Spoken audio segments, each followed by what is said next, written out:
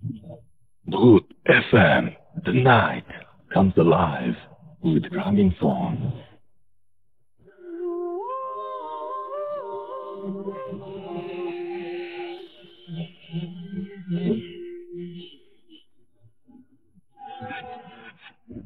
শুনছেন সবসময়ের radio 48.1 FM, বাংলাদেশের সর্ববৃহৎ রেডিও নেটওয়ার্ক।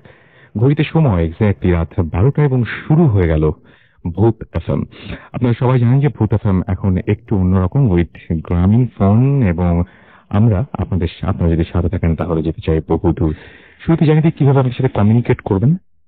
আমাদেরকে এসএমএস করতে হলে মোবাইলের মেসেজ অপশনে গিয়ে টাইপ করুন ফুর্তি, FORTI ফুর্তি, স্পেস দিয়ে লিখুন আপনার নাম, স্পেস দিয়ে আপনার মেসেজ পাঠিয়ে দিন 9840 নাম্বারে। আর যদি আমাদেরকে ইমেল করতে চান তাহলে আমাদের ইমেল অ্যাড্রেসটি হচ্ছে bhootfm@radiofurti.fm, which is BHWTFM@RADIOFORTI.FM। নাম, ঠিকানা এবং ফোন নাম্বার সহ আপনার জীবনে ঘটে যাওয়া সেরা ঘটনাগুলো পাঠিয়ে দিন আমাদের কাছে।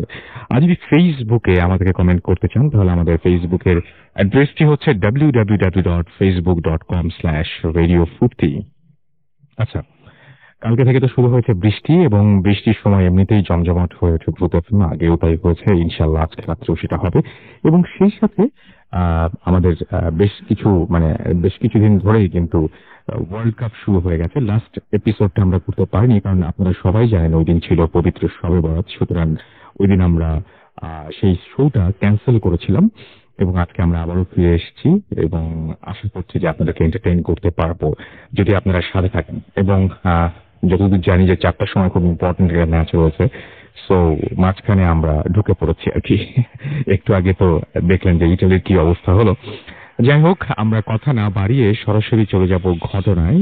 এবং প্রথম যে ঘটনাটি সেটি আজকে আমরা একটা ইমেল দিয়ে শুরু করতে চাই। আমাদের কাছে একটা ইমেল রয়েছে, সেই ইমেলটা দিয়ে শুরু করতে চাই আজকে প্রথম ঘটনাটি। ইমেলটি পাঠিয়েছেন আমাদের কাছে যিনি, ঠিক যেভাবে পাঠিয়েছেন সেভাবেই পড়ছি। হ্যালো রাসেল ভাই, আমি মোহাম্মদ মুস্তাফিজুর রহমান চাতক, মানিকগঞ্জ থেকে বলছি। আমি জানি যে আপনি সবসময় ভালো থাকেন এবং সবসময় ভালোর দলে, তাই কেমন আছেন এই প্রশ্নটা না করেই সরাসরি ঘটনায় চলে যাচ্ছি। আজকে আমি আপনাদের যে ঘটনাটি শেয়ার করতে যাচ্ছি সেটা আমার এক ছোট ভাইয়ের কাছ থেকে শোনা। তার নাম হারুন, সে একজন টেক্সটাইল ইঞ্জিনিয়ার। ঘটনাটি তার শ্বশুর বাড়ির এলাকায় ঘটেছে। ঘটনাটা কতটা ভৌতিক তা বলতে পারবো না, তবে ঘটনাটা বেশ অদ্ভুত এটুকু বলতে পারি নির্দ্বিধায়। যাই হোক, ঘটনাটি ঘটেছে আজ থেকে প্রায় মাসখানেক আগে ঢাকা জেলার ধামরাই থানার ভালুন গ্রামে, এবং এটা হচ্ছে কালামপুরের নিকটে। ঘটনাটি একটি 11-12 বছরের বালিকাকে কেন্দ্র করে, সঙ্গত কারণেই তার নাম বলা যাচ্ছে না। মাসখানেক আগে সেই মেয়েটি একদিন বিষ খেয়ে আত্মহত্যা করে, এবং পরবর্তীতে তাকে স্থানীয় কবরস্থানে দাফন করা হয়। ঘটনাটা শুরু হয় তারপর থেকে। দাফন সম্পন্ন করার 2-1 দিন পর থেকে কবরস্থানের পার্শ্ববর্তী জমিতে, অর্থাৎ পাট খেতে, এক কৃষক কাজ করার জন্য যায়। কাজ করার এক পর্যায়ে সে শুনতে পায় কে যেন বাবা বাঁচা, মা বাঁচা বলে চিৎকার করছে। চিৎকার শুনে সে আশেপাশে তাকায়। হঠাৎ তার চোখ পড়ে যায় সেই কবরটির দিকে। সে দেখতে পায় একটি ফিঙে পাখি, যাকে অনেকে পেঁচা, ফিচকা বলে ডাকে। এটি দেখতে অনেকটা কাকের মতো কালো এবং লেজটা লম্বা। কবরটির উপরে বসে আছে এবং অনেকটা মানুষের মতো বিকৃত সুরে এবং উচ্চ স্বরে বাবা বাঁচা, মা বাঁচা বলে চিৎকার করছে। এতটাই জোরে ডাকছিল যে পার্শ্ববর্তী জমি থেকেও সেই শব্দ, চিৎকার শোনা যাচ্ছিল। যাই হোক, পরবর্তী ঘটনাটা জানাজানি হলে গ্রামের অন্যরা এসে ঘটনাটি দেখে এবং তারা পাখিটিকে সরিয়ে দেওয়ার চেষ্টা করে, কিন্তু পাখিটি সাময়িকভাবে সেখান থেকে সরে পার্শ্ববর্তী গাছে গিয়ে বসলে ও পরে তা আবার সেই কবরটির কাছেই আসে। এক পর্যায়ে তারা খোঁজ খবর নেয় যে কবরটি কার, এবং তারা সেই কবরটিতে যে মেয়ের তার পরিবারকে খুঁজে পায় এবং তাদেরকে খবর দেওয়া হয়। তারা আসেন এবং ঘটনাটার সত্যতা খুঁজে পান। মেয়েটির একটি ভাই ছিল, সেও ওই পাখিটির কাছে যেতে চাইলে পাখিটি তাকে ঠোকর দিতে আসতো, এবং পাখিটি কোনো সময় ভয় পেত না। পরবর্তীতে আশেপাশের মাদ্রাসার কিছু আলেম তারা ঘটনাস্থলে আসেন এবং টানা কয়েকদিন সেখানে দোয়ার আয়োজন করা হয়। এরপর পাখিটির সেই ডাকাডাকি বন্ধ হয় ঠিকই, কিন্তু সে ওখানেই একটি গাছে বাসা বানায় এবং থাকতে শুরু করে। মোটামুটি এই ছিল ঘটনাটা কতটা ভৌতিকটা বলতে পারবো না, তবে আমার মনে হয় এখান থেকে আমাদের অনেক কিছু শেখার আছে। আমাদের জীবনটা সৃষ্টিকর্তার দান, কাজেই একে অবহেলায় নষ্ট না করে সমস্ত প্রতিকূলতাকে কাটিয়ে বা ছাপিয়ে জীবনকে জীবনের মতো উপভোগ করা উচিত, অন্যথায় নিজেকেই তার চরম মূল্য দিতে হবে। এই মেয়েটির মতো আমাদের চিৎকার যে সবাই শুনবে তার কোনো নিশ্চয়তা আছে কি? এবং এই ঘটনার প্রমাণের জন্য 15 সেকেন্ডের একটি ভিডিও ক্লিপ আমার কাছে আছে, আপনি চাওয়া মাত্র আমি সেটা দিতে পারবো। এছাড়া আমার কাছে আরো কিছু ঘটনা আছে যা আপনাদের অনুষ্ঠানে আজ পর্যন্ত প্রচার হয়নি, ভবিষ্যতে হবে কিনা সন্দেহ, কারণ এই ঘটনাগুলো রোজ ঘটে না। যে আমি পরে পাঠাবো, কারণ আমার কিছু ইনফরমেশনের ঘাটতি রয়েছে, ওগুলো পূর্ণ হলেই এই বাকি ঘটনাগুলো পাঠাবো। এবং তারপরে যে কোনো প্রয়োজনে তাকে যোগাযোগ করতে হবে সেরকম একটা ফোন নাম্বার এবং তার ফেসবুক আইডি দিয়ে শেষ করেছেন এই ঘটনাটির, মানে এই মেইলটি। এবং আপনাকে অনেক অনেক ধন্যবাদ, এবং আশা করছি, আমি খুবই ইগারলি অপেক্ষা করছি আপনার পরবর্তী ঘটনাগুলো জানার, এবং সেগুলো আমি আসলেও চাই সবার সাথে শেয়ার করতে, এবং আশা করছি সেগুলো অবশ্যই অবশ্যই সবাইকে অনেক আনন্দ দেবে। এনিওয়েজ, আমরা চলে যাব আমাদের পরবর্তী ঘটনায়, এবং পরবর্তী ঘটনাটি আমি একটু শুরুতেই বলি যে অনেকেই আমাদেরকে বলেন যে আমরা গ্রামের ঘটনা বেশি শুনতে চাই। তো আজকে আমাদের এখানে যিনি উপস্থিত আছেন তার বাসা অনেক দূরে, ঢাকা থেকে অনেক দূরে, বাগেরহাটে। এবং বাগেরহাটে আপনারা সবাই জানেন যে সেখানে অনেকের চিংড়ির ঘের রয়েছে, এবং চিংড়ির ঘেরের একটা সত্যি ঘটনা তিনি আমাদেরকে শোনাবেন, যে ঘটনাটি সত্যতা তিনি প্রমাণ করতে সক্ষম, কারণ তিনি নিজে বলেছেন, যার কাছ থেকে শুনেছেন বা যিনি ভুক্তভোগী তিনি এখনো বেঁচে আছেন। আমি কথা না বাড়িয়ে সরাসরি চলে যাই তার কাছে। আপনার নামটা প্লিজ একটু বলবেন, তারপর আপনার ঘটনায় যাব। হ্যালো লিসেনার্স, আমি শোভন, মিরপুর থেকে এসেছি। বিগুটিতে পড়াশোনা করছি আর আমার হোম টাউন বাগেরহাট। ধন্যবাদ রাসেল ভাই, ধন্যবাদ যারা প্রথমে শুনছেন। এখন আমি আমার ঘটনায় চলে যাচ্ছি। আমার ঘটনাটা ঘটে আমাদেরই গ্রামে। গ্রামটা বাগেরহাট সদর থানায় ব্যামর্তা ইউনিয়ন পরিষদে খাসবাটি গ্রাম। ঘটনাটা একটা চিংড়ি মাছের ঘের নিয়ে, বেসিক্যালি ঘেরের বাসাটা নিয়ে, যেটা রাতে ঘেরে পাহারা দেওয়ার জন্য থাকা হয় যে বাসায়। আমি আমাদের ঘেরটার বর্ণনা দিই, এবং ঘেরগুলার বর্ণনা দিতে হলে আমাদের এদিকে সব ঘের চিংড়ি মাছের ঘের করা হয়, এবং ঘেরের রাতে পাহারা দেওয়ার জন্য বাসা থাকে। সব বিল বা মাঠেই আমাদের চিংড়ি মাছের চাষ করা হয়। তো এই চিংড়ি মাছের ঘের নিয়ে আমাদের ঘটনাটা ঘটে 2012 সালের 26শে জুন। ঘটনাটা খুবই রহস্যজনক এবং যার ব্যাখ্যা এখনো আমি পাইনি। এই ঘটনার সাথে রিলেটেড আর একটা ঘটনা নাম বললেই নয়, আমি মনে করি এর সাথে সম্পর্ক আছে। সেটা হলো 2004 বা 5 সালের দিকে আমাদের ওইখানে ঘেরের কাছে একটা মার্ডার হয়, যেটা পত্রপত্রিকা আসছিল, বিশেষ করে বাগেরহাটের মানে জনপ্রিয় দৈনিক পত্রিকা পূর্বাঞ্চলে আসছিল। একটা লোক মার্ডার হয়, একটা ঘের ছিল শেয়ারে। শেয়ারের যে রাতে পাহারা দিত মালিকের ভিতরে একজন, সে ঘেরে খুন হয়। এই নিয়ে অনেক মামলা হয়। পরবর্তীতে প্রধান আসামি যে ছিল সেও ঘেরের পার্টনার ছিল, সে পলাতক ছিল। আমাদের গ্রামের লোক, তাকে সবাই চেনে, সে এখনো বেঁচে আছে এবং ওটা অনেক আগেই মীমাংসা হয়ে গেছে। তারপরে ওই যে লোকটা পলাতক ছিল সে গ্রামে ফিরে আসে অনেক পরে এবং মামলা থেকে মুক্তি পেয়ে যায়। ঘটনাটা শুরু হয়, সে যখন আবার ওই ঘেরটা নতুন করে শুরু করে, আবার ঘেরের ব্যবসাটা। পরবর্তীতে ঘেরের পাহারাদার এবং রাতে ঘেরে থাকতো সে, যে মার্ডার আসামি ছিল। তার সাথে একটা ঘটনা ঘটে, সেটা আমি আমার বাবার কাছ থেকে শুনেছি, কারণ আমার বাবার খুবই পরিচিত জন সে। ঘটনাটা ছিল এরকম, সে রাতে পাহারা দিতে যখন থাকতো তখন সে ঘুমাতে পারতো না। সে ঠিক পেতো পানি, রাতের বেলা পানির ভিতরে, ঘেরের পানিতে মানুষ নামলে বা অনেক বড় কিছু নামলে পানিতে যেমন আলোড়ন সৃষ্টি হয়, বা বড় কোনো মাছ থাকলে যেমন আলোড়ন সৃষ্টি হয়, তেমন কোনো শব্দ পেত।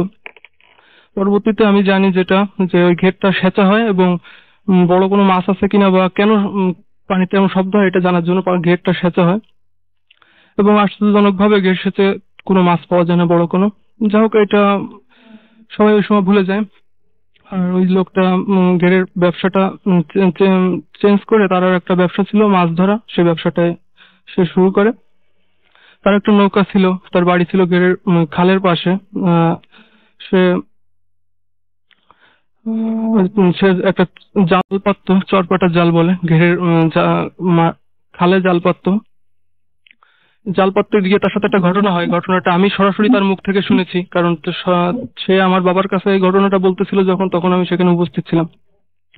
সে একদিন রাতে খালে জাল পাততে গেছে, শেষ রাতের দিকে। যখন সে জাল পাততেছে খালের এক পাশে, তখন সে খেয়াল করলো যে খালের অপর সাইডে ঠিক তার মতো করে কেউ একজন জাল পাততেছে। চটপটার জালটা সাধারণত খালের এক পাশে পাতা হয়, এটা দুই পাশে পাতা হয় না। কিন্তু সে অবাক হয়ে লক্ষ্য করলো যে ঠিক খালের অপর পাশে কেউ একজন তার মতো করে জাল পাততেছে। এক পর্যায়ে সে সাহসী ছিল অনেক, সে ভয় পায়নি, সে ডাক দিল যে কে ওই পাশে। প্রথমবার কোনো উত্তর আসে না, সেকেন্ড টাইম উত্তর আসে যে আমি। একটা নাম বলা হয়, যে নামটা শুনে সে হতবাক হয়ে যায় এবং অবাক হয়ে শোনে যে এই নামটা এবং এই ভয়েসটা সে, যে তার পার্টনার ছিল, বন্ধু ছিল, এবং যে মার্ডার হয়েছে আরো 2-3 বছর আগে। এটা 8-9 সালের দিকের ঘটনা। পরবর্তীতে সে প্রচন্ড ভয় পায় ওই টাইমে এবং বাড়ির দিকে দৌড়ে আসে, অজ্ঞান হয়ে যায়। সেটা আমি তার কাছে শুনেছি। এই ঘটনাটা ওই সময় শেষ হয়ে যায় এবং আমি এটা ভুলে গিয়েছিলাম। পরে 2012 সালে আমাদের সাথে যে ঘটনাটা ঘটে, কাকতালীয় ভাবে ঘটনাটা ওই ঘেরের কাছেই ঘটেছে। আমি এটা পরে বের করছি। ঘটনাটা ছিল এরকম, 2012 সালের 26শে জুন যে তারিখটা ঘটনাটা ঘটে, ওই দিন প্রচন্ড বৃষ্টি ছিল সারাদিন। সকালবেলা থেকে বৃষ্টি হয়েছে, বিকেলের দিকে বৃষ্টি ছিল না। আমরা কয়েকটা বন্ধু মিলে রাস্তার দিকে যাই। রাস্তা আমাদের গ্রামের বাইরেই রাস্তার পরেই থেকে মাঠ, বিল শুরু, এবং ঘেরের আইল থাকে, আইলের উপরে আমরা বসে আড্ডা দিচ্ছিলাম। তা আমাদের পরিকল্পনা ছিল যে আমরা সন্ধ্যার পরেও কিছু সময় থেকে তারপরে বাড়ি যাব। আমাদের অদূরেই একটা ঘেরের কাছে একটা বাসা ছিল, ঘেরের ঘর, যেটা একটু নতুন ধরনের ছিল। আমরা কল্পনাও করতে পারিনি যে এই ঘেরটা সেই ঘের এবং এই ঘেরের বাসাটা সেই বাসা। কিন্তু বাসাটা নতুন করে করা ছিল, কারণ ঘেরের মালিকানা পরবর্তীতে পরিবর্তন হয়, প্রায় 2 বছর পরের ঘটনা। সুতরাং মালিকানা পরিবর্তন হয় এবং বাসাটা নতুন করে করা হয়, আমরা এটা বুঝতে পারিনি। ঘেরের বাসাটার একটু বর্ণনা দিই। বাসাটা ছিল টিনের, নিচে কাঠের, এবং বাসাটা পানির ভিতরে 10 হাতের মতো ভিতরে, এবং বাসায় যাওয়ার উপায় ছিল একটা সুপারি গাছ দিয়ে এবং বাঁশ দিয়ে তৈরি করা চারের মতো। যাই হোক, আমরা বাসার বাইরে ঘেরের আইলের উপরে সন্ধ্যা পর্যন্ত আড্ডা দিই এবং এক পর্যায়ে ডিসিশন নিয়ে আমরা রাতে বাসার ভিতরে যাব এবং গিয়ে কিছু সময় বসে এর ভিতরে গল্প করব। আমরা বাসার ভিতরে ঢুকি সন্ধ্যার দিকে, তখন 6:30-7টা বাজে। এবং প্রথমে আমি ঢুকি বাসায়, আমার মনে আছে আমি প্রথমে ঢুকে খেয়াল করি বাসায় বেশ কিছুদিন যাবত বা অনেকদিন যাবত কেউ থাকে না। পরবর্তীতে আমরা বাসার ভিতরে ঢুকে উপরে মোবাইলের লাইট সেট করে আমরা বসে গল্প করতে থাকি কিছু সময়। আমাদের কাছে আলো বলতে শুধু মোবাইলের লাইটে ছিল এবং আশেপাশে কোনো আলো বলতে কিছুই ছিল না। তখন ঘন্টাখানেক আমরা ওখানে বসে গল্প করি। যেই সময়টায় ঘটনাটা ঘটে তখন আমাদের চলে আসার সময় হয়ে গেছে, 8:30-9টা বাজে। গ্রামের দিকে তখন বলা যায় অনেক রাত এবং কোনো শব্দ নাই আশেপাশে। আমরা চলে আসবো, বেরোবো বাসা থেকে, এরকম একটা মুহূর্তে আমরা অবাক হয়ে খেয়াল করলাম যে ঘেরটায় আমরা বসে আছি, ঘেরের অপর সাইড থেকে আমাদের দূর থেকে শুনতে পেলাম যে পানিতে একটা কিছু নামার শব্দ, ঝপ করে পড়ার একটা শব্দ, বড় কিছু, যেটা অবাক করার মতো ব্যাপার। আমাদের দিকে এইভাবে পানিতে কিছু, রাতে কোনো প্রাণী নাই যে পানিতে নামবে। যাই হোক, এই শব্দটা শুনে আমরা সবাই শুনলাম। এই বিষয়ে আমরা কোনো কথাও বলে পারিনি কেউ, 10-12 সেকেন্ডও যায়নি, শব্দটা শুনলাম। মুহূর্তের ভিতরে আমাদের যে ঘেরের বাসাটা প্রচন্ড ভাবে নড়ে উঠলো, কেঁপে উঠলো বা ঝাঁকি খেলো। আমরা মনে করলাম যে ভূমিকম্প হচ্ছে। হঠাৎ করে 3-4 বার ঝাঁকি খেলো। 4-5 সেকেন্ড এই ঘটনাটা ঘটার পরে আমরা তাড়াতাড়ি সবাই বেরোতে গেছি। 4 জন ছিলাম তো, তাড়াতাড়ি বেরোতে চেষ্টা করলাম। তা আমরা প্রথমে 2 জন বেরোয় গেল তাড়াতাড়ি, আমরা ছোট বাসা, বেরোনোর সমস্যা, বেরোতে চেষ্টা করলাম। আমি বেরোলাম অনেক কষ্টে, কিন্তু আমার পিছনে যে ছিল ও বেরোতে পারে না। ও ওই চারটা ওই ভেঙে পানিতে পড়ে যায় সব সহকারে। ওরা 2 জন বেরোয় দৌড় দিছে, আমি বেরোয় ওর হাত ধরছি, মানে ও উঠতে চেষ্টা করছে, পানি থেকে টান দিয়ে উঠালাম। উঠায় কিভাবে বাড়ি গেছি রাতের বেলা, আসলে যারা ঘের চেনে তারা জানে ঘেরের আইল গুলো কেমন থাকে, গোলক ধাঁধার মতো। ঘের যারা আইল না চেনে তারা কখনোই ঘেরের আইল থেকে এক আইলে দিয়ে সঠিক জায়গায় যেতে পারবে না। তবে আমরা রাতের বেলা কেমন ভাবে গেছি তাড়াতাড়ি জানি না, দৌড় দিয়ে বাড়ি চলে গেলাম। বাড়ি গিয়ে প্রথমত আমি ঘাবড়াইনি, আমি ভাবছি মনে হয় ভূমিকম্প হয়েছে বা ওই জাতীয় কিছু। আমি খোঁজ নিলাম, সবাইকে জিজ্ঞেস করলাম কি এরকম কিছু হয়েছে কিনা, তো সবাই বললো জানে না এরকম কিছু। পার্শ্ববর্তী এলাকায় আমার একটা আত্মীয়র বাসায় ফোন দিয়ে এসে জিজ্ঞেস করলাম তাদের কি এখানে কিছু হয়েছে, বললো না। পরবর্তীতে সকালবেলা পরের দিন উঠে জানতে পারলাম আমার ওই ফ্রেন্ডটার জ্বর আসছে। আমাদের কিছু হয়নি তেমন, কিন্তু ওর জ্বর আসছে। পরের দিন ওর আমাদের ওইখানে জুতা স্যান্ডেল ট্যান্ডেল সব রেখে আসছিলাম, ওগুলো পাওয়া যায়নি। এটা আশ্চর্যজনক ব্যাপার, কেউ জানে না। আর ওই যে ফ্রেন্ডটা ছিল বর্তমানে সে ইন্ডিয়ায় আছে, এবং সে ইন্ডিয়ায় আমাদের কিছু না বলে চলে গেছে ওই ঘটনার 1 সপ্তাহ বা 2 সপ্তাহ পরে। ওর কাছে আমরা কোনো কিছু জানতে পারিনি যে পানিতে পড়ে গেছিল। ওর অনুভূতিটা কি ছিল। অনেক ধন্যবাদ আপনাকে আপনার ঘটনার জন্য। আমরা কিছু এসএমএস এ যাবো। দেখতে পাচ্ছি মানিকগঞ্জ থেকে। আচ্ছা, আমি যারা ঘটনাটা বুঝতে পারেননি, আমি জানি না যে অনেকে বুঝতে পেরেছেন কি পারেননি। আমি একটু বলি যে উনি যে ঘটনাটি বলছিলেন বেসিক্যালি সেই ঘটনাটি আপনারা সবাই শুনলেন, এবং যে ঘটনাটিতে বেসিক্যালি যিনি দুজন শেয়ারে একটা ঘের থাকে এবং একজন সেই ঘেরের সে খুন হন কোনোভাবে, এবং অন্যজন কোনো একদিন ঘেরে গিয়ে মাছ ধরতে গিয়ে অপর পাশে আরো একজন মানুষকে দেখতে পান যে কিনা নিজেকে পরিচয় দেয় সেই খুন হয়ে যাওয়া মানুষটি। এবং তারপরে ওনারা যখন আবার সেই বাসাটায় যান, যে বাসাটা অলরেডি ওই ঘেরের মালিক ছেড়ে দিয়েছিলেন এবং অন্য একজন সেখানে এসে বসতি স্থাপন করেছিল, সেই বাড়িতে যখন তারা আসেন এবং সেই বাড়িটা হঠাৎ করে কোনো কারণ ছাড়াই সেই বাড়িটার পাশে ঘেরের মধ্যে চুপ করে একটা শব্দ পান, এবং মনে হয় যে কেউ হেঁটে আসছে এরকম কিছু একটা, এবং অস্বাভাবিকভাবে সেই বাসাটা কেঁপে ওঠে। ভূমিকম্প হওয়ার কোনো সম্ভাবনা ছিল না, কারণ ওই বাসাটা ছাড়া আর কেউই সেই কেঁপে ওঠার ব্যাপারটা টের পায়নি। তো ব্যাপারটা এরকম, মানুষের জীবনে অনেক অস্বাভাবিক ঘটনা ঘটে, আমাদের প্রতিনিয়ত ঘটছে এরকম ঘটনা, আমাদের চারপাশে এরকম ঘটনা আছে। এবং আমি জানি যে আপনাদেরও অনেক জানা আছে হয়তো এরকম ঘটনা। সেই ঘটনাগুলো লিখে আমাদের কাছে পাঠিয়ে দিন। আমাদের অ্যাড্রেসটা হচ্ছে bhutfm@facebook.fm, which is bhwtfm@radioforti.fm। খেলাধুলা তো থাকবেই। আমাদের জানি যে ওয়ার্ল্ড কাপের অনেক রাত জাগতে হচ্ছে আপনাদেরকে, দিনে আবার অনেক কাজও থাকে, সেই কাজও সারতে হচ্ছে। সবকিছু মিলিয়ে আপনি বেশ ব্যস্ততার সময় কাটাচ্ছেন, তারপরেও ভূত এফএম চলবে এবং ভূত এফএম কে আমরা সামনে এগিয়ে নিয়ে যাবো। সো এর মাঝখানে সময় বের করে যারা লিখছেন, আজকেও দেখলাম যে অনেকগুলো ইমেইল এসছে, যারা লিখছেন তাদেরকে অনেক ধন্যবাদ, এবং যারা লিখবেন তাদেরকে অগ্রিম ধন্যবাদ। আমি দেখতে পাচ্ছি শ্রাবণ রাজশাহী থেকে লিখেছেন যে আচ্ছা, তিনি জানতে চাচ্ছেন যে সুমন ভাই সাকিব ভাইয়ের কথা। সুমন ভাই সাকিব ভাই ভালো আছেন, এবং আমরা আশা করি যে তারা আবারও আমাদের মাঝে এসে আমাদেরকে নানান ধরনের ঘটনা উপহার দেবেন খুব দ্রুত। তিথি গাজীপুর থেকে লিখেছেন যে কালকে আমার এক্সাম, তারপরও আমি ভূত এফএম শুনছি এন্ড সব সময় শুনবো, কজ ডোন্ট স্টপ দ্য ফুর্তি। কিন্তু ফুর্তি শুনবেন সেটা ঠিক আছে, পরীক্ষার আগের দিন শুনলে ফুর্তি যদি আবার অফ হয়ে যায় পরীক্ষার রেজাল্টের কারণে, তাহলে কিন্তু খুব মুশকিল হবে, তাই না? আমার আজকে রাতটা একটু মাফ করা উচিত। আমাদেরকে পারভেজ খান লিখেছেন বাগেরহাট থেকে, ভূত এফএম শুনছেন তিনি। প্লাবন আমাদের ময়মনসিংহ থেকে লিখেছেন, এবং তিনি লিখেছেন যে সেকেন্ড স্টোরিটা তিনি অনেক এনজয় করেছেন। সাকিন আমাদের এসএমএস করেছেন, এবং তিনি বলেছেন যে হাউ আর ইউ, আমি ভালো আছি এবং সবসময় ভালোর দলে। রাজীব আমাদের রামপুরা থেকে এসএমএস করেছেন আমাদেরকে সেতু। এছাড়াও আশিকুর রহমান আমাদের এসএমএস করেছেন। এছাড়াও আমাদেরকে লিখে পাঠিয়েছেন মানিকনগর থেকে সীমান্ত, তার কাছে সেকেন্ড স্টোরিটা ভালো লেগেছে। আপন সাহা ময়মনসিংহ থেকে আমাদের এসএমএস করেছেন, ভূত এফএম ইজ অসম। আমাদেরকে আরজে মুন্না লিখেছেন ভূত এফএম ভালো লাগছে তার কাছে। অপু বরিশাল থেকে আমাদের এসএমএস করেছেন রানা বুয়েট থেকে, এবং সেকেন্ড স্টোরিটা তার কাছে ভালো লেগেছে। আমাদেরকে মোনায়েম আমাদেরকে এসএমএস করেছেন, এবং অনেকেই দেখছি যে সেকেন্ড স্টোরিটার অনেক অনেক অনেক অনেক প্রশংসা করেছেন। আমি দেখতে পাচ্ছি যে জিএম রাব্বানি লিখেছেন রাসেল ভাই টিপ টিপ বৃষ্টি হচ্ছে, এবং বৃষ্টির মাঝখানে আমি জানি সবসময় ভূত এফএম জমে ওঠে। নাজ ধানমন্ডি থেকে আমাদের এসএমএস করেছেন 3 বছরের মেয়ে এখনো জেগে আছে এবং ভূত এফএম শুনছে। ও মাই গড, মানে কত সাহসী, 3 বছর বয়স না? ওকে। ফাহিম আমাদের এসএমএস করেছেন আমাদেরকে সোহান। এছাড়াও এসএমএস করেছেন আমাদেরকে দেখতে পাচ্ছি মিডনাইট ভূত, আমাদেরকে এসএমএস করেছেন রাফা সহ আরো অনেকে। আপনি যদি এসএমএস করতে চান তাহলে মোবাইলের মেসেজ অপশনে গিয়ে টাইপ করুন ফুর্তি FORTI ফুর্তি, স্পেস দিয়ে লিখুন আপনার নাম, স্পেস দিয়ে আপনার মেসেজ পাঠিয়ে দিন 9840 নাম্বার। রাসেল এবং মাসুম আছে আপনার সাথে। ফিরে আসছি একটু পরে, এবং এর মাঝখানে একটা ছোট্ট বিজ্ঞাপন বিরতি আছি, এবং তারপরে আরো নতুন ঘটনায় ফিরে আসছি। আমাদের সাথে এখন স্টে টিউনড টু রেডিও ফুর্তি এন্ড ডোন্ট স্টপ দ্য ফুর্তি। ফুর্তি ইচ্ছের কথা ইচ্ছে মতো, মনের কথা বল যত, দিনের পর রাত হাসতে, কথার পিঠে কথা।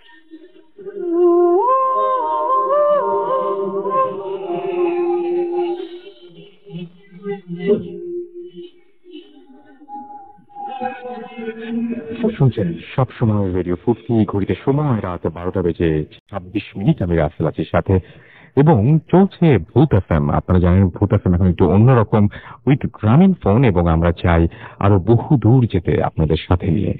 সো আশা করছি যে আমাদের সাথেই থাকবেন, এবং আপনারা যারা আমাদেরকে এসএমএস করছেন, ফেসবুকে পোস্ট পাঠাচ্ছেন, তাদেরকে অনেক অনেক অনেক অনেক ধন্যবাদ। আমি দেখতে পাচ্ছি জহিরুল ইসলাম ফেসবুকে লিখেছেন যে বেশি বেশি ঘটনা চাই।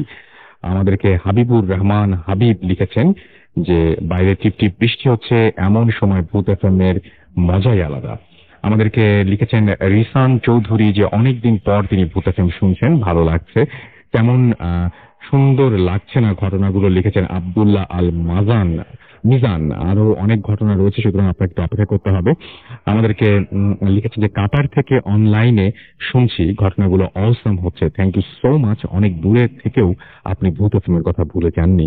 এবং আমাদেরকে এছাড়াও আরো অনেকে এখানে পোস্ট পাঠাচ্ছেন, রাসেল ভাই হাউ আর ইউ, এবং আমি কোন দলের সাপোর্টার এটা এখানে অপ্রাসঙ্গিক। আমি এটা মানে এটা হয়তো অন্য কোনো জায়গায় আলোচনা করা যাবে। ভূত এফএম লাভ ভূত এফএম লিখেছেন উম্মে কুলসুম শারমিন। এছাড়াও আমাদেরকে লিখেছে আমি কোনোদিন ভয় পাইনি, ভয় পাওয়ার কোনো উপায় জানা থাকলে জানান। ভালো ছেলের আমি বুঝলাম না আপনার পুরো নামটা কি, বাংলায় লিখেছেন, নামটা পুরো বোঝা যাচ্ছে না, বাট আপনি কোনোদিন ভয় পাননি, এই ব্যাপারটা কি আসলেও সত্যি? আপনি কোনোদিন কোনো কিছুতেই ভয় পাননি না? রাইট, বাহ, চমৎকার। আমাদের এরকম মানুষ কিছু দরকার, বিভিন্ন ইনভেস্টিগেশনের জন্য। এনিওয়েজ, আমরা আবারও চলে যাব ঘটনা, এবং আমার কাছে আরো একটা ঘটনা রয়েছে, সেই ঘটনাটা আমি একটু ঝটপট পড়ে শোনাতে চাই আপনাদেরকে। এবং এই ঘটনাটা পাঠিয়েছেন আমাদের একজন লিসনার। আমি তার মতো করে পড়ছি, আশা করি ভালো আছেন। সালাম রাসেল ভাই, সফটওয়্যার না থাকার কারণে আমি বাংলায় লিখতে পারলাম না, ক্ষমা করবেন। আমি ঘটনাটি শেয়ার করতে চাই, সেটি ভৌতিক নয়, তবে একটু অদ্ভুত। হয়তো ঘটনাটা মৃত্যু নিয়ে, ভালো লাগলে শেয়ার করবেন। সঙ্গত কারণে আমার পক্ষে স্টুডিওতে এসে ঘটনাটা বলা সম্ভব না, সরাসরি ঘটনায় চলে যাচ্ছি। গতকাল, মানে যেদিন ঘটনা পাঠিয়েছেন তার পরের দিনের কথা আর কি, যে গতকাল অর্থাৎ 13/6/2014 শবে বরাতের রাতে আমার ওয়াইফ একটি স্বপ্ন দেখে যে একটি অচেনা ছেলে তার কাছে বারবার টাকা চাইছে। তো আমার ওয়াইফ ঘুমের ঘোরে বারবারই বলতে থাকে যে টাকাটা দিয়ে দাও, ওকে টাকাটা দিয়ে দাও। আমি ঘুম থেকে জেগে যাই, এবং আমি তাকে 2-3 বার কথাটা বলতে শুনি, তাকে টাকাটা দিয়ে দাও, এই কথাটাই। তো সে আবার ঘুমিয়ে পড়ে। অচেনা ছেলেটা নাকি বারবার 1000 টাকা চাচ্ছিল। পরের দিন সকালে আমরা খবর পাই আমাদের কাজের বুয়া ছেলেটি খুব অসুস্থ অবস্থায় চিটাগাং থেকে খুলনায় তাকে নিয়ে আসা হচ্ছে। সে চিটাগাংয়ে একটা পার্বত্য এলাকায় কাজ করত, এবং সে সেখানে ম্যালেরিয়াতে আক্রান্ত হয়ে 4-5 দিন থাকার পর তাকে খুলনায় পাঠিয়ে দেওয়া হয়। তার অবস্থা বেশ খারাপ, সেন্স নাই, মাথায় ব্লাড চলে এসেছে, এবং সিরিয়াস অবস্থা। আমরা তাড়াতাড়ি তাকে এখানে একটি হসপিটালে অ্যাডমিট করাই। একটি ক্লিনিক থেকে অ্যাডমিট করতে না চাইলে অন্য একটি হসপিটালে তাকে নিয়ে যাওয়া হয়, এবং এরপর থেকে সবকিছুতে নানা রকমের বাধা আসতে থাকে। ডক্টর তাকে একবার যে মেডিসিন দেয়, পরে সেই মেডিসিনটি আবার চেঞ্জ করা হয়। মেডিসিন কিনতে গিয়ে 2বার ভুল মেডিসিন নিয়ে আসা হয়। ম্যালেরিয়ার জন্য যে মেডিসিনটা দেয়া হয়, সারা খুলনা সিটি খুঁজে আমি কোথাও সেদিন পাচ্ছিলাম না। ওষুধ খোঁজার পথে বারবার আমার বাইকের স্টার্ট বন্ধ হয়ে যেতে থাকে। একবার ফুয়েল ফুরিয়ে যাওয়ার কারণে আমি বাড়িটাকে ঠেলে পাম্পে নিয়ে যাই। যাই হোক, কোনোভাবে 2-3 ঘন্টা পরে মাত্র 5টা ইঞ্জেকশন পাওয়া যায়, এবং আনার সময় একটা ভেঙে যায়। একটা টেবিল ফ্যান রোগীর পাশে দেওয়ার জন্য তার প্লাগটা নষ্ট ছিল, কিন্তু কোনোভাবে চালানোর চেষ্টা করেও সেটা বারবার অফ হয়ে যাচ্ছিল। রোগী খুব সিরিয়াস বলে আমরা মুভ করাতে পারছিলাম না। আমার ওয়াইফ পুরোটা সময় রোগী ছেলেটার পাশে থেকে এবং তাকে সাহায্য করার জন্য চেষ্টা করতে থাকে, কিন্তু কোনো মেডিসিনে কাজ হচ্ছিল না, এবং আমরা কিছুই করতে পারছিলাম না। অসম্ভব কষ্ট ভোগ করার পর রাত 8টার দিকে ছেলেটা মারা যায়। একবার শুধু চোখ মেলে আমার ওয়াইফকে দেখে, তার হাতের ওপর ছেলেটি মারা যায়। আমার ওয়াইফ কান্নায় ভেঙে পড়ে ও মানসিকভাবে বিপর্যস্ত হয়ে পড়ে। সে খুব কান্নাকাটি করতে থাকে, এবং কেন জানি না একসময় ছেলেটির কাফনের কাপড় কিনে দিতে চায়। ছেলেটির মা আমাদের বাসায় প্রায় 20 বছর ধরে কাজ করছে। ছেলেটি ছোটবেলাতে বলতে গেলে আমাদের দেওয়া পুরনো কাপড় চোপড় পরেই মানুষ হয়েছে। আমি কাফনের কাপড় এবং অন্যান্য আনুষঙ্গিক জিনিস কিনে দেই এবং খরচ হয় ঠিক 1000 টাকা। স্বপ্নে দেখা ছেলেটি বারবার আমার ওয়াইফের কাছে 1000 টাকা চেয়েছিল। ঘটনাটা বেশ কাকতালীয় এবং এই ঘটনাটি যিনি পাঠিয়েছেন তার নাম শাহনওয়াজ জামান রানা এবং তার ওয়াইফ তিনি হচ্ছেন সুরায়া ইয়াসমিন এবং তারা থাকেন খুলনায় এবং খুলনার মজগুন্নি রেসিডেন্সিয়াল এরিয়ায় তারা থাকেন এবং তারা এই ঘটনাটি পাঠিয়েছে। আমার কাছে খুব অন্যরকম লেগেছে ঘটনাটা এবং আমার কাছে অনেক বেশি আমাকে টাচ করেছে আর কি, অনেক বেশি। আমি জানি না যে আপনাদের কেমন লাগলো, বাট এই ঘটনাটার সাথে কেমন যেন একটা সবকিছুর রিলেশন রয়েছে, খুবই অদ্ভুত টাইপের ঘটনা। সো আমি ঘটনাটা পড়ে শোনাতে বাধ্য হলাম। আমার সঙ্গে যারা এই মুহূর্তে শুনছেন ভূত শুনতেদেরকে আরো একবার জানাচ্ছি যে এই মুহূর্তে কিছু SMS পড়বো এবং সবুজ আমাদের লিখেছেন যে ঘটনাটি অসাধারণ হয়েছে, চলতে থাকুক ভূত FM। টঙ্গী গাজীপুর থেকে লিখছেন সবুজ। শুভ লিখেছেন যে শুভ আমাদের SMS করেছেন আমাদেরকে দেখতে পাচ্ছি আশালিনা এবং সেকেন্ড স্টোরিটা ওয়াজ রিয়েলি গুড। আমাদেরকে তানভীর লিখেছেন তানভীর তৌসিফ লিখেছেন যে today is my birthday and listening to Bhoot FM। নাম হচ্ছে সুজন।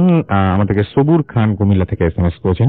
শর্মি আমাদের গ্রিন রোড থেকে SMS করেছেন এবং SMS করেছেন আমাদেরকে দেখতে পাচ্ছি রাতের শেষ প্রহর ফার্মগেট থেকে। আমাদের এছাড়াও SMS করেছেন ত্রিধা এবং কালকে এক্সাম তার। সজল আমাদের SMS করেছেন মিরপুর থেকে। হাবিব এবং তার ওয়াইফ আমাদের সঙ্গে রয়েছেন।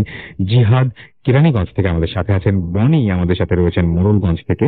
এছাড়াও রাজশাহী থেকে রয়েছেন আমাদের সাথে বরাগ, আমাদের সাথে তন্নি রয়েছেন রামপুরা থেকে। আলিফ আমাদের সাথে রয়েছেন এই মুহূর্তে রয়েছেন। সিফাত রাজশাহী থেকে। নাইমুর ময়মনসিংহ থেকে আমাদের সঙ্গে রয়েছেন। সুমন জ্যাকসন আমাদের সাথে রয়েছেন হাসনাবাদ কেরানীগঞ্জ থেকে। এছাড়া আমাদেরকে সাজ্জাদ রয়েছেন আমাদের সাথে। ফাইসাল আমাদের সাথে রয়েছেন ঐশী এবং ইমা। এছাড়াও অপূর্ব আমাদের সাথে রয়েছেন আমাদের সাথে বাঁধন সহ আরো অনেকে। আপনি যদি SMS করতে চান তাহলে মোবাইলের মেসেজ অপশনে গিয়ে টাইপ করুন ফুর্তি FORTI ফুর্তি, স্পেস দিয়ে লিখুন আপনার নাম, স্পেস দিয়ে আপনার মেসেজ পাঠিয়ে দেন 9940 নাম্বারে। যদি আমাদের ইমেইল করতে চান তাহলে আমাদের ইমেল অ্যাড্রেস হচ্ছে bhutfm@radiofurti.fm which is BHWTFM@radioforti.fm। আপনার নাম, ঠিকানা এবং ফোন নাম্বার সহ আপনার জীবনের জানা বা ঘটে যাওয়া সেরা ঘটনাটি পাঠিয়ে দিন আমাদের কাছে। ফেসবুকের অ্যাড্রেসটি হচ্ছে www.facebook.com/radiofurti, স্পেলিংটি হচ্ছে RADIOFORTI। সুতরাং সেখানে গিয়ে আপনারা আমাদের যে পোস্টটি রয়েছে সেখানে কমেন্ট করতে পারেন, লাইক দিতে পারেন। এই আমরা চলে যাব ঘটনায়। আমাদের সঙ্গে রয়েছেন দিনার এবং চলে যাব দিনারের ঘটনায়। দিনার আপনার ঘটনা শুনি। ধন্যবাদ রাসেল ভাই আপনাকে। আসসালামু আলাইকুম লিসেনার্স, আমি দিনার, আমি এসেছি লালবাগ থেকে। তো রাসেল ভাই, আমি যে ঘটনাটি শেয়ার করছি এটা আমাকে বলেছে আমার কাজিন হাফেজ অলিউল্লাহ। সে কিছুদিন আগে চিটাগং যায় এবং সেখানে গিয়ে তিনি ইসমাইল নামের এক লোকের মুখ থেকে ঘটনাটি শুনে।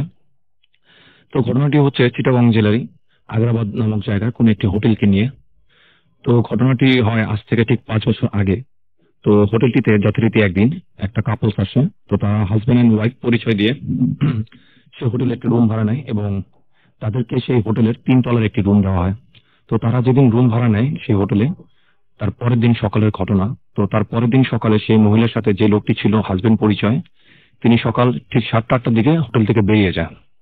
তো উনি বেরিয়ে যাওয়ার পর ঠিক 10টা-11টার দিকে যে রুম কিনা ছিল সে ওই 3 তলার রুমটিতে যায় এবং সে নক করার পর ভিতর থেকে কোনো রেসপন্স না পাওয়ায় সে চলে আসে।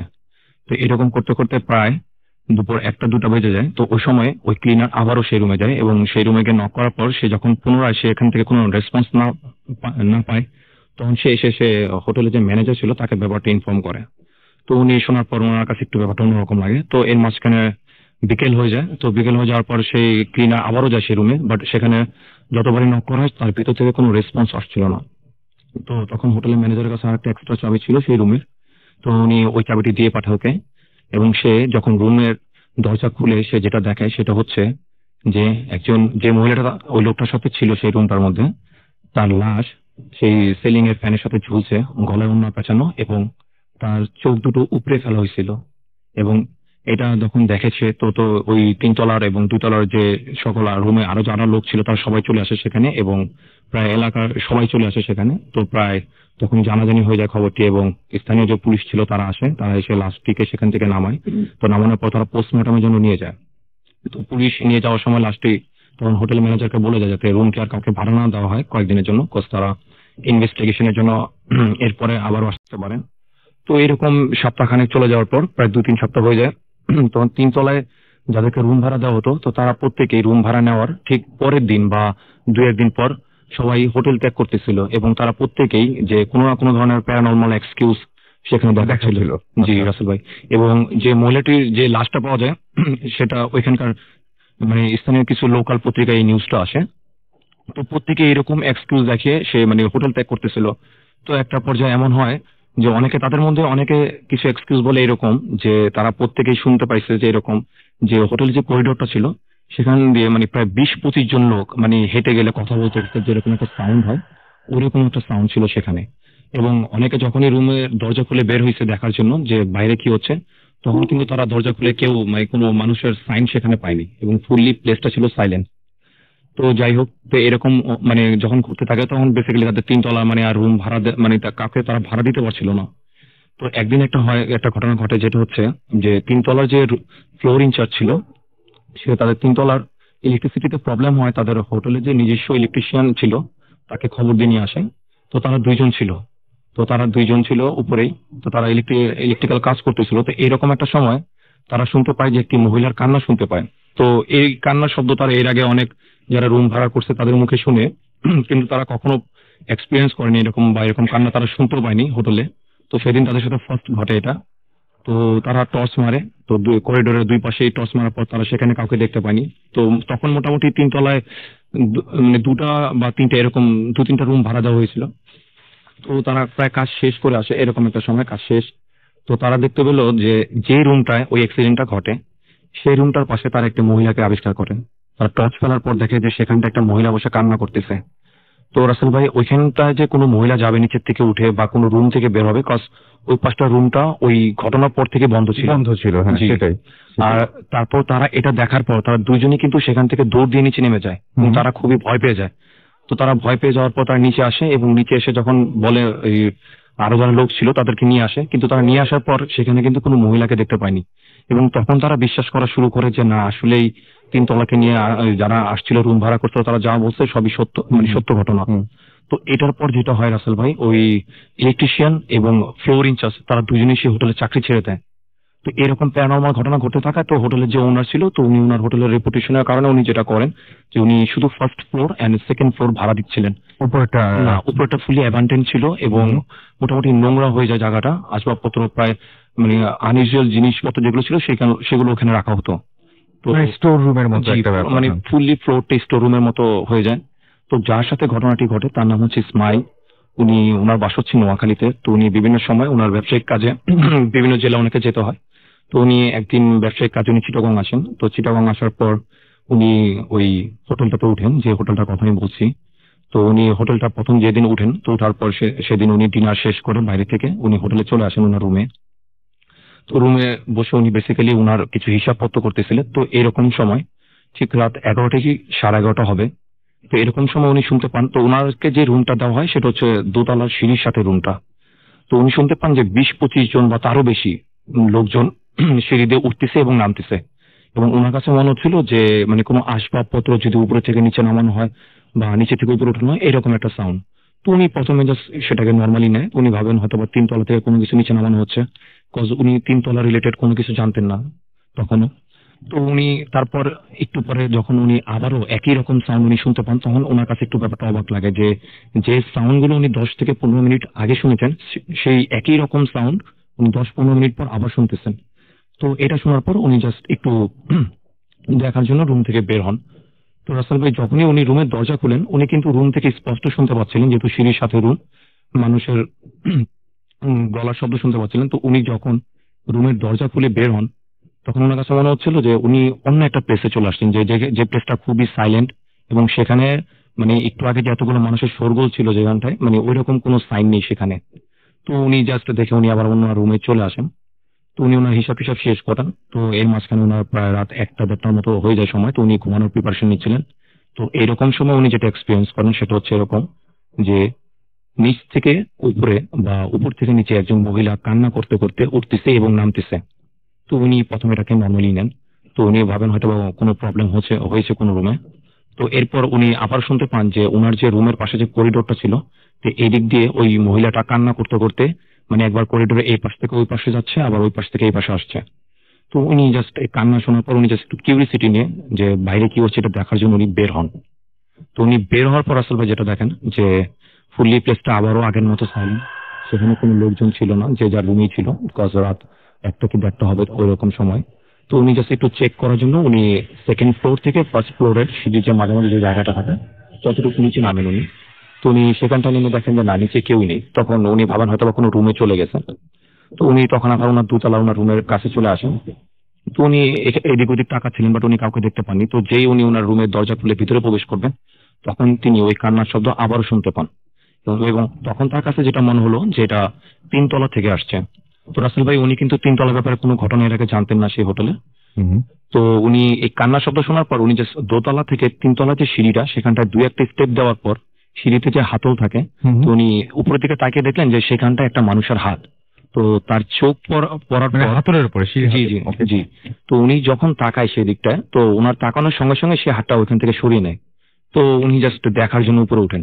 তো উনি উপরে উঠে দেখেন প্রায় মানে নোংরা একটা প্লেস সেখানটা, যেহেতু মানে আমি বলছি যে যেহেতু ওটা আর ইউজ হচ্ছিল না 3rd ফ্লোরটা।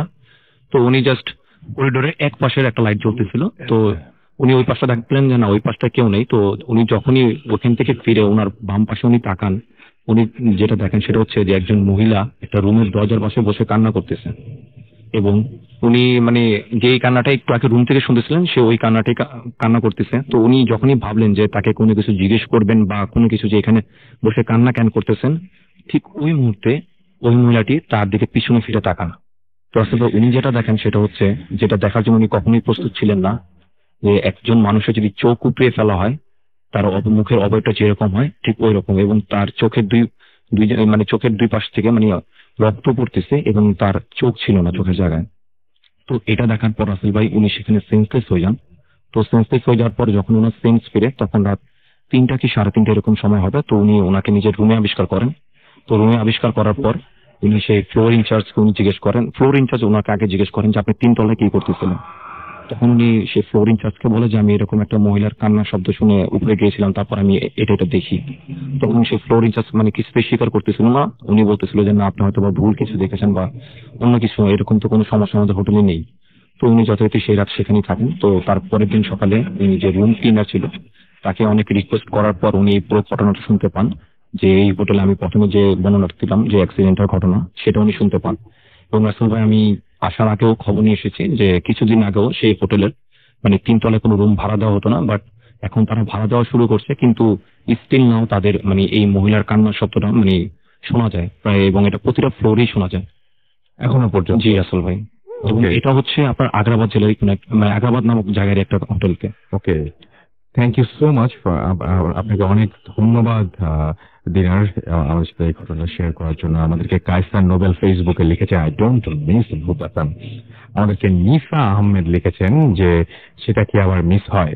আমাদেরকে এছাড়াও লিখেছেন, দেখতে পাচ্ছি এখানে অনেকেই, যেমন দেবদুলাল আমাদের লিখেছেন যে একা শুনছি ভয় লাগছে। এবং আমাদেরকে আসাদ ফ্যান্সি লিখেছেন ভাই বাসায় কেউ নাই, একা, আবার ভূত এফএম শুনছি, অন্যরকম ভূত এফএম ভালোই লাগছে। আমাদেরকে এছাড়াও দেখছি আরো অনেকেই এখানে কিন্তু এখানে কিন্তু কমেন্ট করেছেন, এবং আমাদেরকে দেখতে পাচ্ছি যে অনেকেই অনেক কিছু লিখছেন। সো আপনারা যারা ফেসবুক পেজে গিয়ে এই লেখাগুলো পড়তে চান, এবং আপনারা যারা হচ্ছে রিপ্লাই দিতে চান, বা আপনারা যারা কমেন্ট করতে চান, তারা অবশ্যই অবশ্যই অবশ্যই চলে যাবেন ফেসবুকের এই পেজটিতে। এবং আমাদের অ্যাড্রেসটা হচ্ছে www.facebook.com/radio50। আর যারা আমাদেরকে ইমেইল পাচ্ছেন তাদের ইমেল অ্যাড্রেসই জানিয়ে দিচ্ছি। আমাদের ইমেল অ্যাড্রেসটা হচ্ছে bhutfm@radio50.fm, which is bhutfm@radiofort.fm। Itika লিখেছেন যে first story was weird but not scary. আমাদেরকে জান্নাত লিখেছেন ময়মনসিং থেকে যে আজকের কাহিনীগুলো অনেক ভালো লাগছে। তো ফজল আমাদের লিখেছেন হ্যালো ভাই, পোর্ট স্টোরি তার কাছে ভালো লেগেছে। আমাদেরকে প্রবাস রাজশাহী থেকে লিখেছেন যে রাসেল ভাই আচ্ছা ইনভাইট করেছেন আমাদেরকে আম খাওয়ার জন্য। রিদু আমাদের সিলেট থেকে লিখেছেন ভাই ইনভাইট করেছেন আম খাওয়ার জন্য, যদি ওখানে আসলে আম গাছে কোনো এরকম হন্টেড কোনো আম গাছ থাকে আমরা ডেফিনেটলি সেখানে পৌঁছে যাব, আপনি খুঁজে বের করেন প্লিজ। বুশরা আমাদের লিখেছেন যে এক্সাম চলছে তবুও শুনছি। আমাকে ইমন নাটক থেকে লিখেছেন যে টিপ টিপ বৃষ্টি হচ্ছে, ঠান্ডা ও ভয় মিলে ভূত এখন জমে উঠেছে। যাই হোক, আপনি যদি এসএমএস করতে চান তাহলে মোবাইলের মেসেজ অপশনে গিয়ে টাইপ করুন ফুর্তি FORTI ফুর্তি স্পেস লিখুন আপনার নাম স্পেস আপনার মেসেজ পাঠিয়ে দিন। 40 নম্বরে তাপু সিং আগ্রাবাদ থেকে লিখেছেন যে হোটেলটা ঘটনাটা সত্য এবং আমার বাবার মুখ থেকেই কয়েকদিন আগে শুনেছি। ওকে, নাইস। আমরা চলে যাবো একটা ছোট্ট বিরতিতে এবং বিরতির পর আবারও ফিরে আসছি। আমাদের সাথে থাকুন, কোথাও যাবেন না। স্টে টিউন টু রেডিও ফুর্তি এন্ড ডোন্ট স্টপ দ্য ফুর্তি।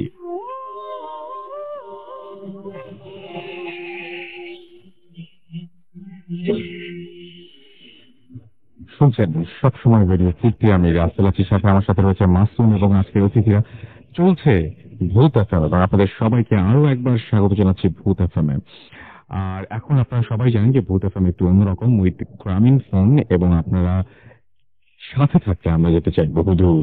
আমরা আরো একবার জানিয়ে দিই আপনাদেরকে যে আমাদের কিভাবে এসএমএস করবেন। এসএমএস করার নিয়ম হচ্ছে মোবাইলের মেসেজ অপশনে গিয়ে টাইপ করুন ফুর্তি FORTI ফুর্তি স্পেস লিখুন আপনার নাম স্পেস দিয়ে আপনার মেসেজ পাঠিয়ে দিন 940 নাম্বার। যদি আমাদের ইমেল করতে চান তাহলে আমাদের ইমেল অ্যাড্রেস হচ্ছে bhutfm@radiofurti.fm which is bhwtfm@radioforti.fm। আপনার নাম, ঠিকানা এবং ফোন নাম্বার সহ আপনার জীবনে ঘটে যাওয়া সেরা ঘটনাটি লিখে পাঠিয়ে দিন আমাদের কাছে। আমাদের ফেসবুক অ্যাড্রেসটি হচ্ছে www.facebook.com/radiofurti। চলে যাব আমাদের নেক্সট ঘটনায় এবং আপনাকে শেয়ার করছেন আমাদের আবার সেই প্রথম অতিথি। আপনার নামটা প্লিজ আরেকবার বলবেন, বলে ঘটনা শেয়ার করবেন। ধন্যবাদ রাসেল ভাই, আমি শোভন। আমি আমার ঘটনা চলে যাচ্ছি। ঘটনাটা ঘটে বাগেরহাট জেলার সিনিবাজার নামক এলাকায়। এটা পড়াশোনার কারণে আমি ওখানে থাকতাম। ঘটনাটা ঘটে একটা মহিলা আত্মহত্যা করে ওইখানে। বেসিক্যালি ঘটনাটা মহিলাটাকে নিয়ে না, আত্মহত্যা করার লাশটা যে আবিষ্কার করে ঘটনাটা তাকে নিয়ে। আচ্ছা, ঘটনাটা ছিল এরকম, ওই মহিলাটা আত্মহত্যা করে একটা পথের পাশে, একটা বাগানের ভিতরে একটা পুকুর পাড়ে আত্মহত্যা করে। তা যে লাশটা আবিষ্কার করে সে ছিল অল্প বয়সী একটা মেয়ে, ক্লাস 7-8 পড়া একটা মেয়ে। সে ওই রাস্তা দিয়ে যাচ্ছিল, তা বাগানের পাশে রাস্তা দিয়ে যাচ্ছিল স্কুলে, কিন্তু তখন তার দিকে একটা ঢিল এসে পড়ে তার সামনে এবং তার পায়ের কাছেই। প্রথম ঢিলটা পড়ার পরেও সে হেঁটে যাচ্ছিল, দ্বিতীয় তার একটা ঢিল এসে তার সামনে পড়ে এবং সে আবিষ্কার করে ঢিলটা বাগানের দিক থেকে আসতেছে। তা কয়েক পা হেঁটে সে বাগানের ভিতর যায় এবং দেখতে পায় যে পুকুরের পাড়ে একটা গাছে একটা মহিলা আত্মহত্যা করছে এবং গাছটা সরাসরি ওই মহিলাকে নিয়ে গাছটা ভেঙে পানিতে পড়ে গেছে। ডালটা ভেঙে পানিতে পড়ে আছে সে মহিলা সহকারে, গলায় ফাঁস দিয়ে আত্মহত্যা করা। এবং অদ্ভুত ব্যাপার ছিল এরকম যে মহিলার হাতটা কিছুতে খেয়ে গেছে বা খেয়ে ফেলছে, হাতের হাড়গুলা ছিল, হাতে কোনো মাংস ছিল না, পানির ভিতরে। এভাবে আবিষ্কার করে। আর ওই মেয়েটাকে আবিষ্কার করে আবার অন্য লোকরা, কারণ মেয়েটা চিৎকার দেয় ওইখানে। এবং ঘটনাটা মেয়েটাকে নিয়ে যেটা ঘটে, মেয়েটা অ্যাবনর্মাল হয়ে যায় এবং অদ্ভুত আচরণ করতে থাকে পরবর্তীতে। মেয়েটার আচরণ ছিল এরকম, সে নিজেকে পরিচয় দিচ্ছে অন্য একটা নামে। সে তার নিজের নাম না বলে অন্য একটা নাম বলতেছে এবং সে বলতেছে সে একটা অন্য জায়গায় থাকে, একটা গাছে থাকে, নির্দিষ্ট একটা গাছের কথা বলছে যে আমি অমুক জায়গায় থাকি, আমি এবং যার কথা বলতেছে সেও একজন মৃত মানুষের নাম বলতেছে। এবং যাদের সাথে থাকে বলতেছে, যাদের সাথে থাকে বলছে তারাও মিনিমাম 10-15 বছর আগে প্রত্যেকেই মারা গেছে। তা এরকম এই ঘটনাটাই ছিল আমার রাসেল ভাই। অনেক ধন্যবাদ। ঘটনা খুব ছোট কিন্তু আমার কাছে খুব অদ্ভুত লেগেছে। খুবই ছোট একটা স্টোরি ছিল, বাট একজন মানুষ মারা যাবার পরেও আর একজন মানুষকে তার কাছে নিয়ে আসলো এবং ঢিল ছোড়ার যে ব্যাপারটা, এটা খুব অদ্ভুত লেগেছে আমার কাছে। এরকম ঘটনা একটু নতুন, একটু অন্যরকম। এনিওয়েজ, আমাদের কাছে বেশ কিছু এসএমএস রয়েছে, আমরা একটু এসএমএস পড়ি। আমাদেরকে দেখতে পাচ্ছি যে মোহাম্মদ ইব্রাহিম লিখেছেন যে রাসেল ভাই আপনি কি ভূত দেখেছেন? না ভাই, সেই সৌভাগ্য এখনো বা দুর্ভাগ্য বলবো আমি, এখনো হয়নি। আমাদেরকে মেহেদি লিখেছেন বাড়িধারা থেকে, যে বাড়িধারা ঢাকা থেকে, যে thanks for the best nice show, you are most welcome. এবং আপনাকে অনেক অনেক অনেক অনেক আপনার জন্য শুভকামনা রইল, যে এবং আপনি যেন রেগুলার আমাদের সাথে থাকেন সেই প্রত্যাশা রইল। শিশির আমাদেরকে লিখেছেন সেকেন্ড স্টোরিটা অসম লেগেছে তার কাছে। আফসানা রাজশাহী থেকে আমাদের এসএমএস করেছেন। তনজিল আমাদের এসএমএস করেছেন এবং তার টেক্সটটা পড়তে বলেছেন, বাট কোনো টেক্সট না, এইটুকুই। পিয়াল আমাদের লিখেছেন, এসএমএস করেছেন আমাদেরকে কোয়েজ এসএমএস ইসলাম এছাড়া SMS করেছেন আমাদেরকে দেখতে পাচ্ছি মেহেদি হাসান।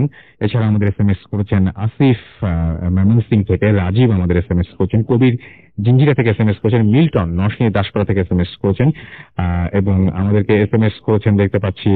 তিনি বলেছেন যে দোয়া করবেন যেন বিশ্বকাপ নিতে পারি, কোন দলটা পড়তে পারলাম না, তার আগে চলে গেল। SMS শামা এবং সাইমা আমাদের SMS করেছেন। দুই বোন উত্তর থেকে শুনছেন আমাদেরকে। SH আবরার আমাদের SMS করেছেন হাজারিবাগ থেকে। এছাড়া আমাদেরকে মহিউদ্দিন ঢাকা ক্যান্টনমেন্ট থেকে SMS করেছেন। মাহবুব আমাদের SMS করেছেন ফোর্থ ঘটনা তার কাছে ভালোই লেগেছে। আজকের এই যে ঘটনা তার মধ্যে দুটো একটু ডিফারেন্ট আলাদা বলবো আর কি সেই ঘটনা ছিল। তার মধ্যে প্রথম যে ঘটনাটা সেটা আমি বলবো যে অবশ্যই ওই যে মারা যাবার পরে যে 1000 টাকা চেয়ে যাওয়ার যে ব্যাপারটা, এটা আমার কাছে খুব অদ্ভুত লেগেছে। এবং এখন যে ঘটনাটা বললো একজন মানুষ মারা যাবার পরে ঢিল ছুঁয়ে কাউকে ইঙ্গিত দিয়ে তার কাছে নিয়ে যাওয়া, এই ব্যাপারটা আমার কাছে খুব অদ্ভুত লেগেছে। আমার কাছে নাজ ধানমন্ডি থেকে লিখেছেন দিনার ভাইয়ের স্টোরিটা অনেক ভয় লেগেছে, আই লাভ বুথ FM। এছাড়াও আরো অনেকে আমাদের SMS করছেন। আপনি যদি SMS করতে চান তাহলে মোবাইলের মেসেজ অপশনে গিয়ে টাইপ করুন ফুর্তি FORTI, ফুর্তি স্পেস আপনার নাম স্পেস আপনার মেসেজ পাঠিয়ে 940 নাম্বারে। টিপু সুলতান ফেসবুকে লিখেছেন ভাই ব্যাকগ্রাউন্ড সাউন্ডটা খুব ভালো লাগছে আমাদেরকে। এছাড়াও দেখতে পাচ্ছি মশিদুল ইসলাম ইমন লিখেছেন অনেকদিন পর তিনি ভূত FM শুনছেন, ফেসবুকে লিখেছেন এবং ওয়েলকাম ব্যাক। আশা করছি এখন থেকে অ্যাটলিস্ট রেগুলার আপনাকে পাবো আমাদেরকে। এছাড়াও দেখতে পাচ্ছি আরো অনেকেই SMS করছেন এবং আমি সেই SMS গুলো একে একে ইনশাল্লাহ পড়ে ফেলবো। তার আগে জানিয়ে দিই যে আমাদের ফেসবুকে যারা কমেন্ট করতে চান বা পোস্ট পাঠাতে চান বা যারা আমাদের এইখানে দেখতে চান, লাইক দিতে চান, তাদেরকে বলি যে আমাদের অ্যাড্রেসটা হচ্ছে www.facebook.com/radiofurti। আমাদেরকে লিখেছেন যে কি আচ্ছা 23 নভেম্বর 2012 রাত 1টার পর শুনছি ভূত FM বন্ধ হয়ে যায়, প্লিজ পড়েন। আচ্ছা আমাদেরকে নাইমুর রহমান এখানে কমেন্ট করেছেন আমাদেরকে দেখতে পাচ্ছি। এছাড়াও মুর্শিদুল ইসলাম, আচ্ছা মুর্শিদুল ইসলাম এটা পড়েছি। এছাড়া আমাদেরকে লিখেছেন অং চিং পং শুনছি কিন্তু ভয় পাচ্ছি না কেন। আচ্ছা অলরাইট, আমি জানি না যে আপনি কেন ভয় পাচ্ছেন না। তো আপনার নামটার মিনিংটা একটু জানতে পারলে খুব ভালো হতো আর কি। আপনার নামের মিনিংটা আমি বুঝি নাই। এনিওয়েজ চলে যাব আমাদের পরবর্তী ঘটনা এবং আমাদের সাথে রয়েছেন বাবু ভাই। আমরা তার কাছ থেকে ঘটনাটা শুনবো এবং তারপরে আরো বেশ কিছু অতিথি আছে, তারা নতুন কিছু অতিথি আছে, তাদের কাছ থেকে কিছু ঘটনা শুনবো। সুতরাং আমাদের সাথে থাকুন। চলে আসছে বাবু ভাইয়ের ঘটনায়। এই কাহিনীটা হচ্ছে আপনার ঢাকার আর কি পুরান ঢাকার কাছে একটা বাড়ির। আচ্ছা ঘটনাটা আমাকে বলেছে শান্ত। তো শান্তর কাহিনীটা হচ্ছে এরকম যে শান্তদের বাসাতে আপনার ওর আম্মু আর কি বেশ আপনার এই পায়াস টাইপের মহিলা ছিলেন আর কি। মানে উনি পায়াস টাইপের মহিলা মানে উনি বেশ ধর্মীয় অ্যাক্টিভিটিস বেশি করতেন আর কি। তো এর মধ্যে যেটা হয় উনি অনেকের আবার এই যে জিন ছাড়ানোর ব্যাপারটা করতেন আর কি। মানুষের অনেকে যাদের পজেসড হতো ওনার কাছে নিয়ে আসলে উনি তাকে ঝেড়ে দিতে পারতেন, রাইট। তো এখানে এরকম অনেক কাহিনী এরকম ওনার কাছ থেকে শোনা, ওদের বাসায় এরকম বিভিন্ন পেশেন্ট এসেছিল আর কি, যারা আর কি বিভিন্নভাবে পজেসড এবং তাদের আচরণ যেভাবে ছাড়াতো সেগুলো সে বলছে যে এরকম প্রসিজার মেনটেন করতো এই সেই। তো এটাতে খুব একটা ওনার শান্তর আম্মা খুব একটা মানে আর কি খুব একটা এটাকে কেয়ার করতো না, বিকজ উনি এটাকে ভয় পেত না, কারণ উনি জিনিসটা সবসময় করছেন। তো যেই জিনিসটা একবার হয় যেটা হচ্ছে যে খুব মানে ভয়ের ব্যাপার, সেটা হচ্ছে একবার ওদের বাসায় একটা মানে এক মহিলা আসে, এসে ওর আম্মুকে বলে যে আমার মেয়েকে এরকম পজেস করেছে, হ্যাঁ আমার মেয়েকে জিনিস করছে, তো আপনি একটু দেখেন কি করা যায় ম্যাডাম। তো উনি ওই সময় ব্যস্ত ছিলেন, রাত হয়ে গেছে তখন 9টা-10টা, উনি বলে যে আমি আজকে যাবো না, আমি ক্লান্ত, তুমি রাখো তোমার মেয়েকে। বলে পাগলামি করতেছে, অনেকেই করতেছে। তো অনেক রিকোয়েস্ট করে বলে না আজকে যাবো না, আজকে আমি পারবো না আসতে এই সেই। তো উনি না করে দেয় আর কি, বলে যে আমি কালকে যাব। তো এই অবস্থা এগুলো বলে উনি ওদেরকে পাঠিয়ে দেয়। মহিলাটা খুব মন খারাপ করে চলে যায় আর কি। তো রাতের বেলা ওর আম্মা যেটা ছিল, উনি রাতের বেলা মানে আপনার নিজের মতো ওনার ইবাদত করে উনি ঘুমিয়েছেন আর কি। তো যখন ঘুমিয়েছেন উনি হঠাৎ করে মানে ফিল করেন যে ওনার দরজার মধ্যে কেউ নক করতেছে, টোকা দিচ্ছে, টক টক টক টক করে টোকা দিচ্ছে। তো ওই দরজাটা ছিল ওদের বাইরের দিকে আর কি, বাসার সামনে না, বাইরের দিকের থেকে দরজা, ওদের বারান্দার দিক থেকে আর কি। তো ওর আব্বু বাসায় ছিল না। তো ওনার আম্মু বলছে যে কি ব্যাপার, কে, কোনো উত্তর দেয় না। তারপর ওর আম্মু ঘুমায় গেছে, শুয়ে পড়ছে আর কি। তো তখন মানে এরকমই সময় আর কি, বাইরে মানে মেঘলা বেশ গুমট আবহাওয়া, তো জানলা টানলা খোলা ছিল। এই পর্যায়ে উনি হঠাৎ করে একবার ফিল করেন যে রুমের মধ্যে কেউ একজন আছে, একজন দাঁড়ায় আছে, মনে হচ্ছে যে ঠিক রুমটা অন্ধকার রুম, মাঝখানে একজন দাঁড়ায় আছে, হালকা আলো আধারিত বোঝা যাচ্ছে মানুষের উপস্থিতি, মানুষ বা কোনো কিছু। এবং মানুষ বলছে এই কারণে যে উনি যেটা বলছে যে বেশ উঁচু টাইপের, মানে বেশ উঁচা লম্বা কোনো একটা ছায়ার মতো। তো উনি একটু ভয় পেয়ে গেছেন, ভয় পেয়ে উনি চুপচাপ শুয়ে আছেন এবং দোয়া পড়তেছে। তো এই পর্যায়ে উনি শুনতেছে আর কি, ওনার সাথে কমিউনিকেট করতেছে, বলতেছে যে দেখো আমি তোমার কোনো ক্ষতি করতে আসি নাই, আমি যাকে পজেস করছি আমি তাকে পজেস করছি, আমি জানি তোমার কাছে আসা হয়েছিল, তুমি ছাড়াতে যাবা না, তাহলে তোমার ক্ষতি করব, তোমার ছেলে মেয়ে আছে তাদের ক্ষতি করব। তো উনি এটা শুনে উনি মানে একটু ভয় পায়, বাট উনি ওই ওনার যেভাবে ওনার কাছে কমিউনিকেশনটা হয়েছে উনি ঠিক ওভাবে উত্তর দেয়, দেখো এটা আমি করি এবং এটা আমার জব, তুমি যেহেতু আমার কাছে আসছো আমি আরো বেশি করবো, কালকে আমি যাবো এটাতে, তো বলছে কথাটা তুমি মনে রেখো। তো উনি যেটা করে উনি ওখানে যায়, পরের দিন উনি মানে খুব আগ্রহ প্রকাশ করেই ওই বাড়িতে যায় উনি। তো বাসায় যাওয়ার পর উনি বলে যে আমি আসছি। তো ওরা বলে যে আজকে কি অবস্থা মেয়েটার, বলে যে আজকে পাগলামি করতেছে, তো আপনি আসেন। তো রুমে নিয়ে গেছে, রুমটা তালা মেরে রাখছিল মেয়েটাকে।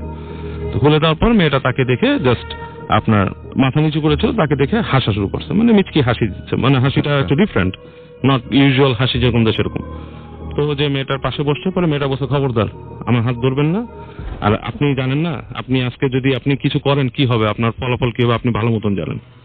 এটা শুনে উনি একটু মানে হচপচায় গেছে, বিকজ তার আগের দিন রাতে উনি এরকম শুনছে এবং মেয়েটাই এক্স্যাক্ট এই কথা বলতেছে। উনি ফার্স্টে মনে করছিল এটা ওনার স্বপ্ন বা কোনো ভিশন বা কিছু একটা।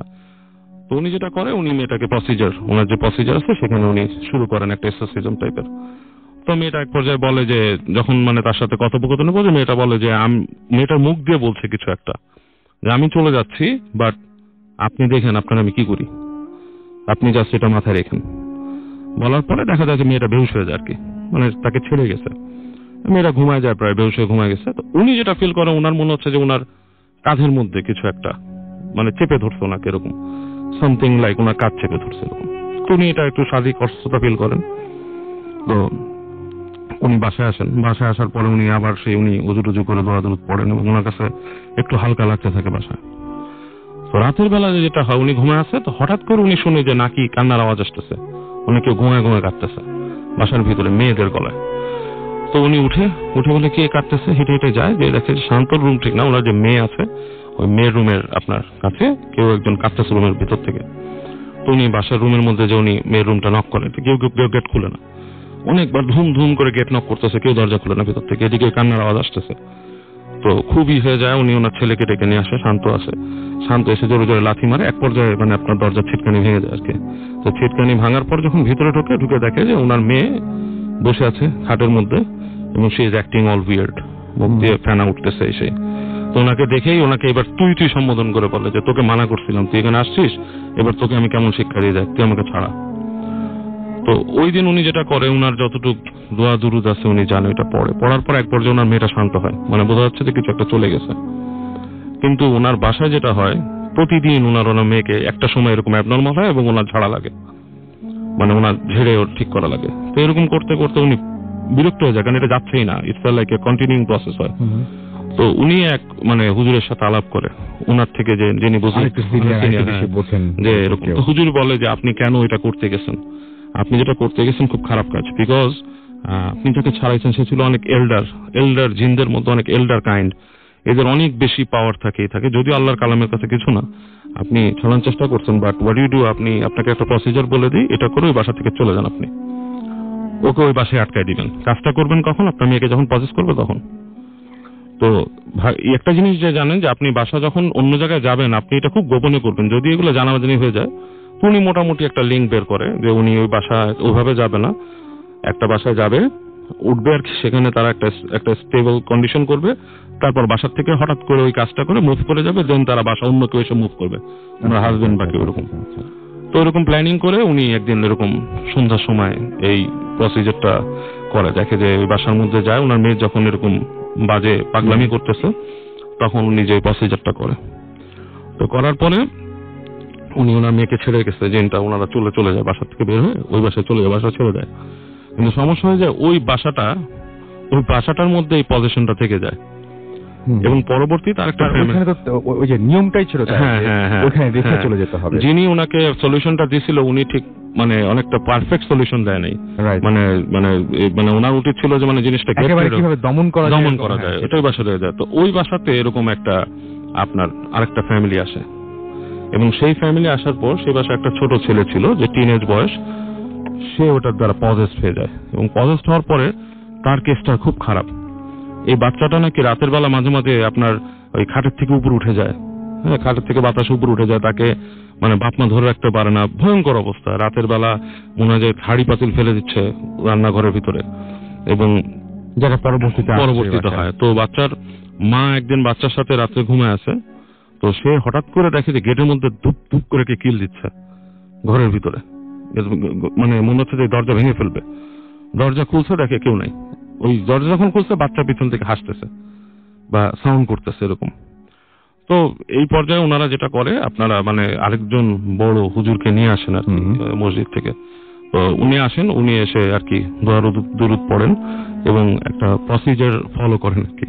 সেই প্রসিজার ফলো করাতে যেটা হয় মানে উনি বলে যে এই যে জিনিসটা এসছে এটাকে আমি একটা ডিমের মধ্যে আটকাবো, ইটস সামথিং মানে ডিমের মধ্যে আটকাবো এবং ডিমটাকে আপনার মাটির নিচে পুঁতে ফেলবেন। তো ওইভাবে করে আর কি ওনারা একটা করেন, প্রসিজার ফলো করে ওইটাকে একটা ডিমের মধ্যে আটকান এবং পরবর্তীতে তারা ওই ডিমটাকে কোথাও একটা মাটির নিচে পুঁতে ফেলে। এরপরে বাচ্চাটাকে ছেড়ে যায়। বাট স্টিল ওই বাসাটা হচ্ছে আপনার বাসাবো এলাকায়, বলে দিলাম বাসাবো এলাকায় বাসা, এবং ওখানে নাকি মানে মানুষ এখনো উল্টাপাল্টা কিছু কাণ্ড কারবার ঘটে। মানে ওটা আসলে একেবারে মানে ওই প্রবলেম সলভ হয়নি, কিছু একটা হয়েছে। এবং ওখানে আপনার ভাড়াটিয়ারা থাকলেও অনেক কিছু ফিল করে। যদি যারা মানে বাসাবো এলাকায় এরকম বাসায় থাকে, ওই বাসায় যদি লাকিলি কেউ থাকেন এবং ভূত এফএমটা শুনুন আজকে, অবশ্যই এসএমএস করবেন আমাদের, অবশ্যই এসএমএস করলে যদি মানে ফেসবুকে আপনি একটা বড় সরো পোস্ট দিয়ে দিতে পারেন, বাসাটাকে ইন্ডিকেট করেন না, জাস্ট আমাদেরকে জানান। হ্যাঁ, বাসার ঠিকানা দেওয়ার দরকার নাই, যে আপনি সেই বাসায় আছেন বা এরকম কিছু একটা, সেটাই, এটা আমাদের জানালেই হবে। সেটাই। তো এটা ছিল ঘটনা। আপনাকে অনেক ধন্যবাদ আপনার প্রথম ঘটনার জন্য। এবং আমি দেখতে পাচ্ছি যে আরো বেশ কিছু এসএমএস অলরেডি আমাদের কাছে চলে এসেছে। আমাদেরকে লিখেছেন আই লাভ ভূত এফএম, সবুজ লিখেছেন। এছাড়া আমাদের সাইদুল রাজার বাজার থেকে এসএমএস করেছেন আমাদেরকে নির্জন নেত্রকোনা থেকে। এছাড়াও আলমগীর বিপ্লব আমাদের এসএমএস করেছেন, এখানে এসএমএস করেছেন আমাদেরকে দেখতে পাচ্ছি জিয়াউল এসএমএস করেছেন আমাদেরকে, ডিজে কাশেম। এছাড়া আমাদের এসএমএস করেছেন মারুফ। এছাড়া আমাদের এসএমএস করেছেন দেখতে পাচ্ছি রাজু মিরপুর থেকে, সাগর আমাদের শাহজাহানপুর থেকে এসএমএস করেছেন আমাদেরকে কামরুল হুদা। এছাড়াও পিয়াল আমাদের এসএমএস করেছেন রিপন সরকার, ফাহাদ আমাদের এসএমএস করেছেন, অন্তিম ড্যামরা থেকে আমাদের এসএমএস করেছেন এবং আমাদেরকে এসএমএস করেছেন কৃপা। এছাড়াও এসএমএস করেছেন আমাদেরকে আনামুল হক বিজয়। এছাড়া আমাদের মিল্টন নরসিংদী দাসপাড়া থেকে এসএমএস করেছেন আমাদেরকে তুষার। এসএমএস করেছেন আমাদেরকে চাঁদ রাজশাহী থেকে। এছাড়া আমাদেরকে দেখতে পাচ্ছি কবির জিঞ্জিরা থেকে এসএমএস করেছেন এবং তিনি বলছেন যে মোহাম্মদপুর অনেক একটা হন্টেড এরিয়া। আচ্ছা, কেন বলছেন এটা? কোনো ঘটনা থাকলে আমাদেরকে জানিয়ে দিতে পারেন আপনি আমাদেরকে। এছাড়াও দেখতে পাচ্ছি ডিজে মনু এসএমএস করেছেন, আতাউর আমাদের এসএমএস করেছেন এখানে। এছাড়াও ফেসবুকেও দেখতে পাচ্ছি অনেকে আমাদেরকে কমেন্ট করছেন। আমাদেরকে দেখতে পাচ্ছি অমলেশ শর্মা লিখেছেন হাউ আর ইউ রাসেল ভাই, আমি সবসময় ভালো থাকি, সবসময় ভালোর দলে। এছাড়া আমাদেরকে দেখতে পাচ্ছি এখানে কমেন্ট করেছেন এখানে সূচনা রহমান এবং তিনি ভূত এফএম শুনছেন, তার কাছে ভয় লাগছে। শামসুল ইসলামের কাছে যদিও ভয় লাগে না। আমাদেরকে চোখে বালি এসএমএস করেছেন, তার কাছে ভয় লাগছে। আমাদেরকে নূর আলম লিখেছেন ভূত এফএম, তার কাছে ভয় লাগছে। রোমান আমাদেরকে এসএমএস করেছেন আমাদেরকে দেখতে পাচ্ছি আরো এখানে এসএমএস না, এগুলো সব কমেন্ট পড়ছিলাম আমি। ফারিয়া নওরিন আমাদেরকে লিখেছেন এখানে যে কমেন্ট কখনো পড়েন না কেন, কে বললো? আমি তো অনেকক্ষণ ধরে কমেন্ট পড়ছি, বাট আপনি 34 মিনিট আগে এই কমেন্টটা করেছেন, যখন আমি অলরেডি বেশ কিছু কমেন্ট পড়ে ফেলেছি। কেন লিখলেন এটা আমি ঠিক জানি না আসলে। এনিওয়েজ, আমরা চলে যাব আমাদের ঘটনায় এবং আবারও দিনারের কাছে আমরা ফিরে আসবো। দিনারের একটা ছোট্ট ঘটনা রয়েছে, সেই ঘটনাটা আমরা একটু শুনবো এবং তারপরে আবারও আপনাদেরকে নিয়ে যাবো অনেক ছোট্ট ব্রেকে।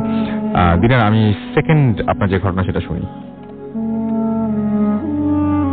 ধন্যবাদ রাসেল ভাই আপনাকে আমাকে আবার সুযোগ দেওয়ার জন্য। তো রাসেল ভাই, আমি সেকেন্ড যে ঘটনাটি শেয়ার করছি এটা আমার বড় ভাই ডলার মাহমুদের মুখ থেকে শোনা ঘটনা এবং এটা কুমিল্লা জেলার হোমনা নামক জায়গার শরীফপুর নামক গ্রামের ঘটনা এবং এটা ডলার মাহমুদ ভাই তার শ্বশুরের মুখ থেকে শুনে। তো সরাসরি আমি ঘটনায় চলে যাই। ঘটনাটি প্রায় স্বাধীনতারও প্রায় 10 কি 15 বছর আগের ঘটনা। তো সেই জায়গার একটি কুয়াকে নিয়ে ঘটনাটি ঘটে। তো তখন যখন এলাকার লোকজন ওই জায়গার তারা ঠিক করে যে একটা কুয়া খনন করবে। তো এলাকার কিছু লোকজন মিলে তারা ঠিক করে যে এলাকায় একটা কুয়া দরকার হয় এবং তারা কুয়া খনন করার কাজ শুরু করে দেয় এবং সেখানে 10-15 জন লোক সে কাজের জন্য নিয়োগ দেওয়া হয়। তো যথারীতি সেখানে কুয়া খননের কাজ চলতেছিল। তো প্রায় 1-1.5 সপ্তাহের মাথায় একদিনকার ঘটনা। তো তখন নিচে রাশেদ এবং তার সাথে আরেকজন লোক নিচে কাজ করতেছিল এবং উপরে ছিল 3-4 জন। তো তারা বেসিক্যালি নিচে থেকে মাটি খুঁড়ে তাদেরকে দিচ্ছিল এবং তারা সেই মাটিগুলো টেনে উপরে নিয়ে বাইরে কোথাও মানে এক জায়গায় জমিয়ে রাখতেছিল। তো এরকম সময় তখন একটু গুড়ি গুড়ি বৃষ্টি শুরু হতে উপরে যারা ছিল তারা বলে যে আজকের মতো কাজ এখানে শেষ করে দিতে এবং তাদেরকে উঠে আসতে বলে। তো এটা বলার পর রাশেদ যে ছিল নিচে সে এবং তার সাথে যারা আরেকজন ছিল, তো তারা বলে যে ঠিক আছে আমরা উঠে আসতেছি, তোমরা চলে যাও। তো এই বলার পর রাশেদ এবং রাশেদের সাথে যে কুয়ার ভিতরে ছিল তাদের সাথে কি ঘটে সেটা জানা যায়নি। কারণ হচ্ছে তার পরের দিন সকালবেলা সেই রাশেদ এবং রাশেদের সাথে যে আরেকজন ছিল সেই 2 জন লোকেরই ফ্যামিলি সেখানে এসে উপস্থিত এবং তারা কান্নাকাটি করতেছিল এবং তারা বলতেছিল যেটা সেদিন কাজের পর তারা রাতে কেউ বাসায় ফিরে নেই। তো এটা শোনার পর যে মানে যারা ছিল তাদের সাথে কাজ করতেছিল তারা সবাই প্রায় অনেক জায়গায় খোঁজাখুঁজি করে, কিন্তু তাদেরকে আর কোথাও রিচ করা যায়নি।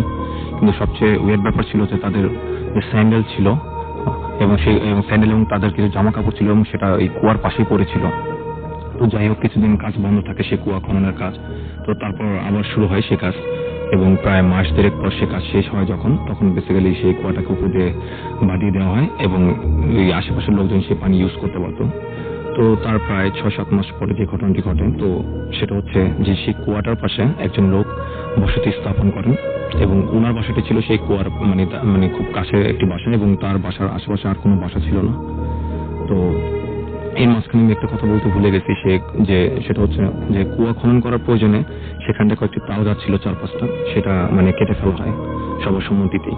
তো যখন ওই লোকটা ঘর স্থাপন করে সেখানে উঠেন থাকার জন্য, ফার্স্ট যেদিনকার ঘটনা সেটা হচ্ছে তার ওয়াইফ রাতে শুয়েছিল, সেদিন গরম ছিল, তো গরম থাকার কারণে তার ওয়াইফ জানালাটি খুলে রেখেছিল।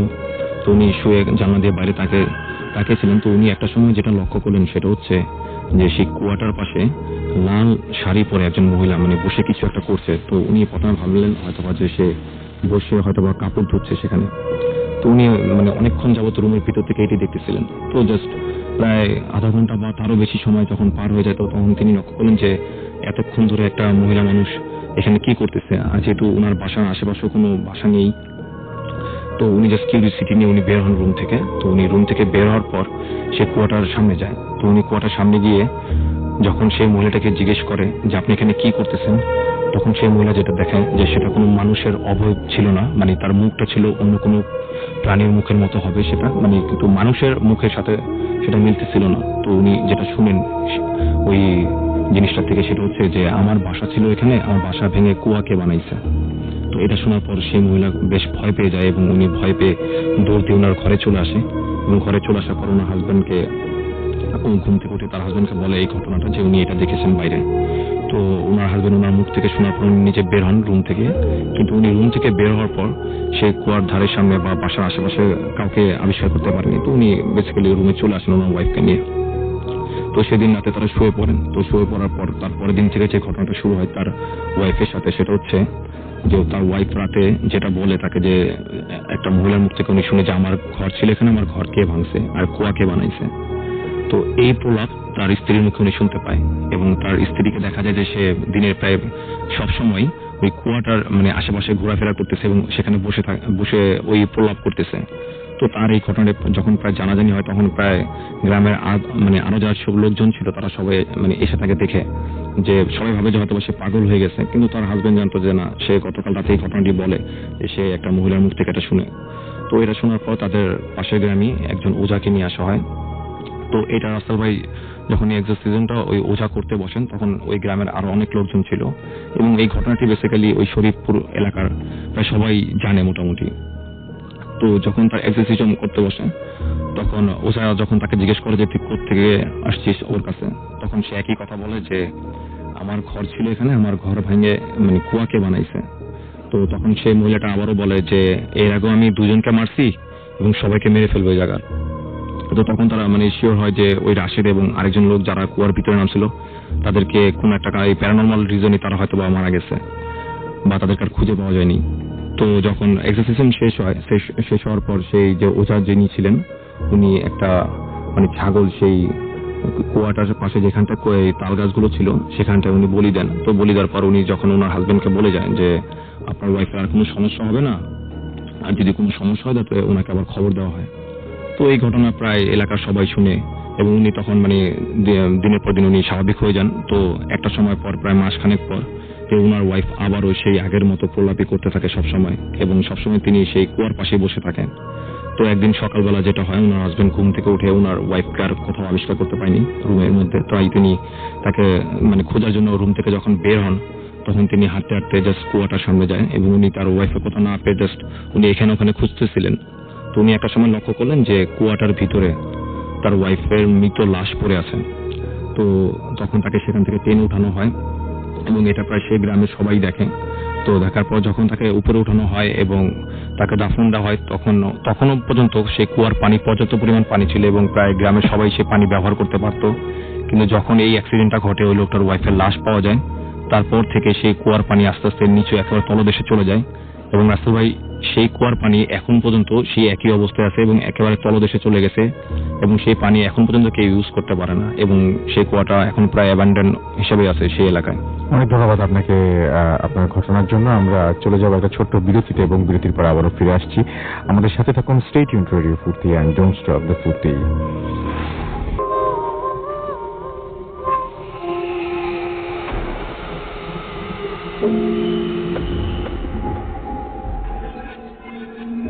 শুনছেন সবসময় রেডিও ফুর্তি 88.0 FM।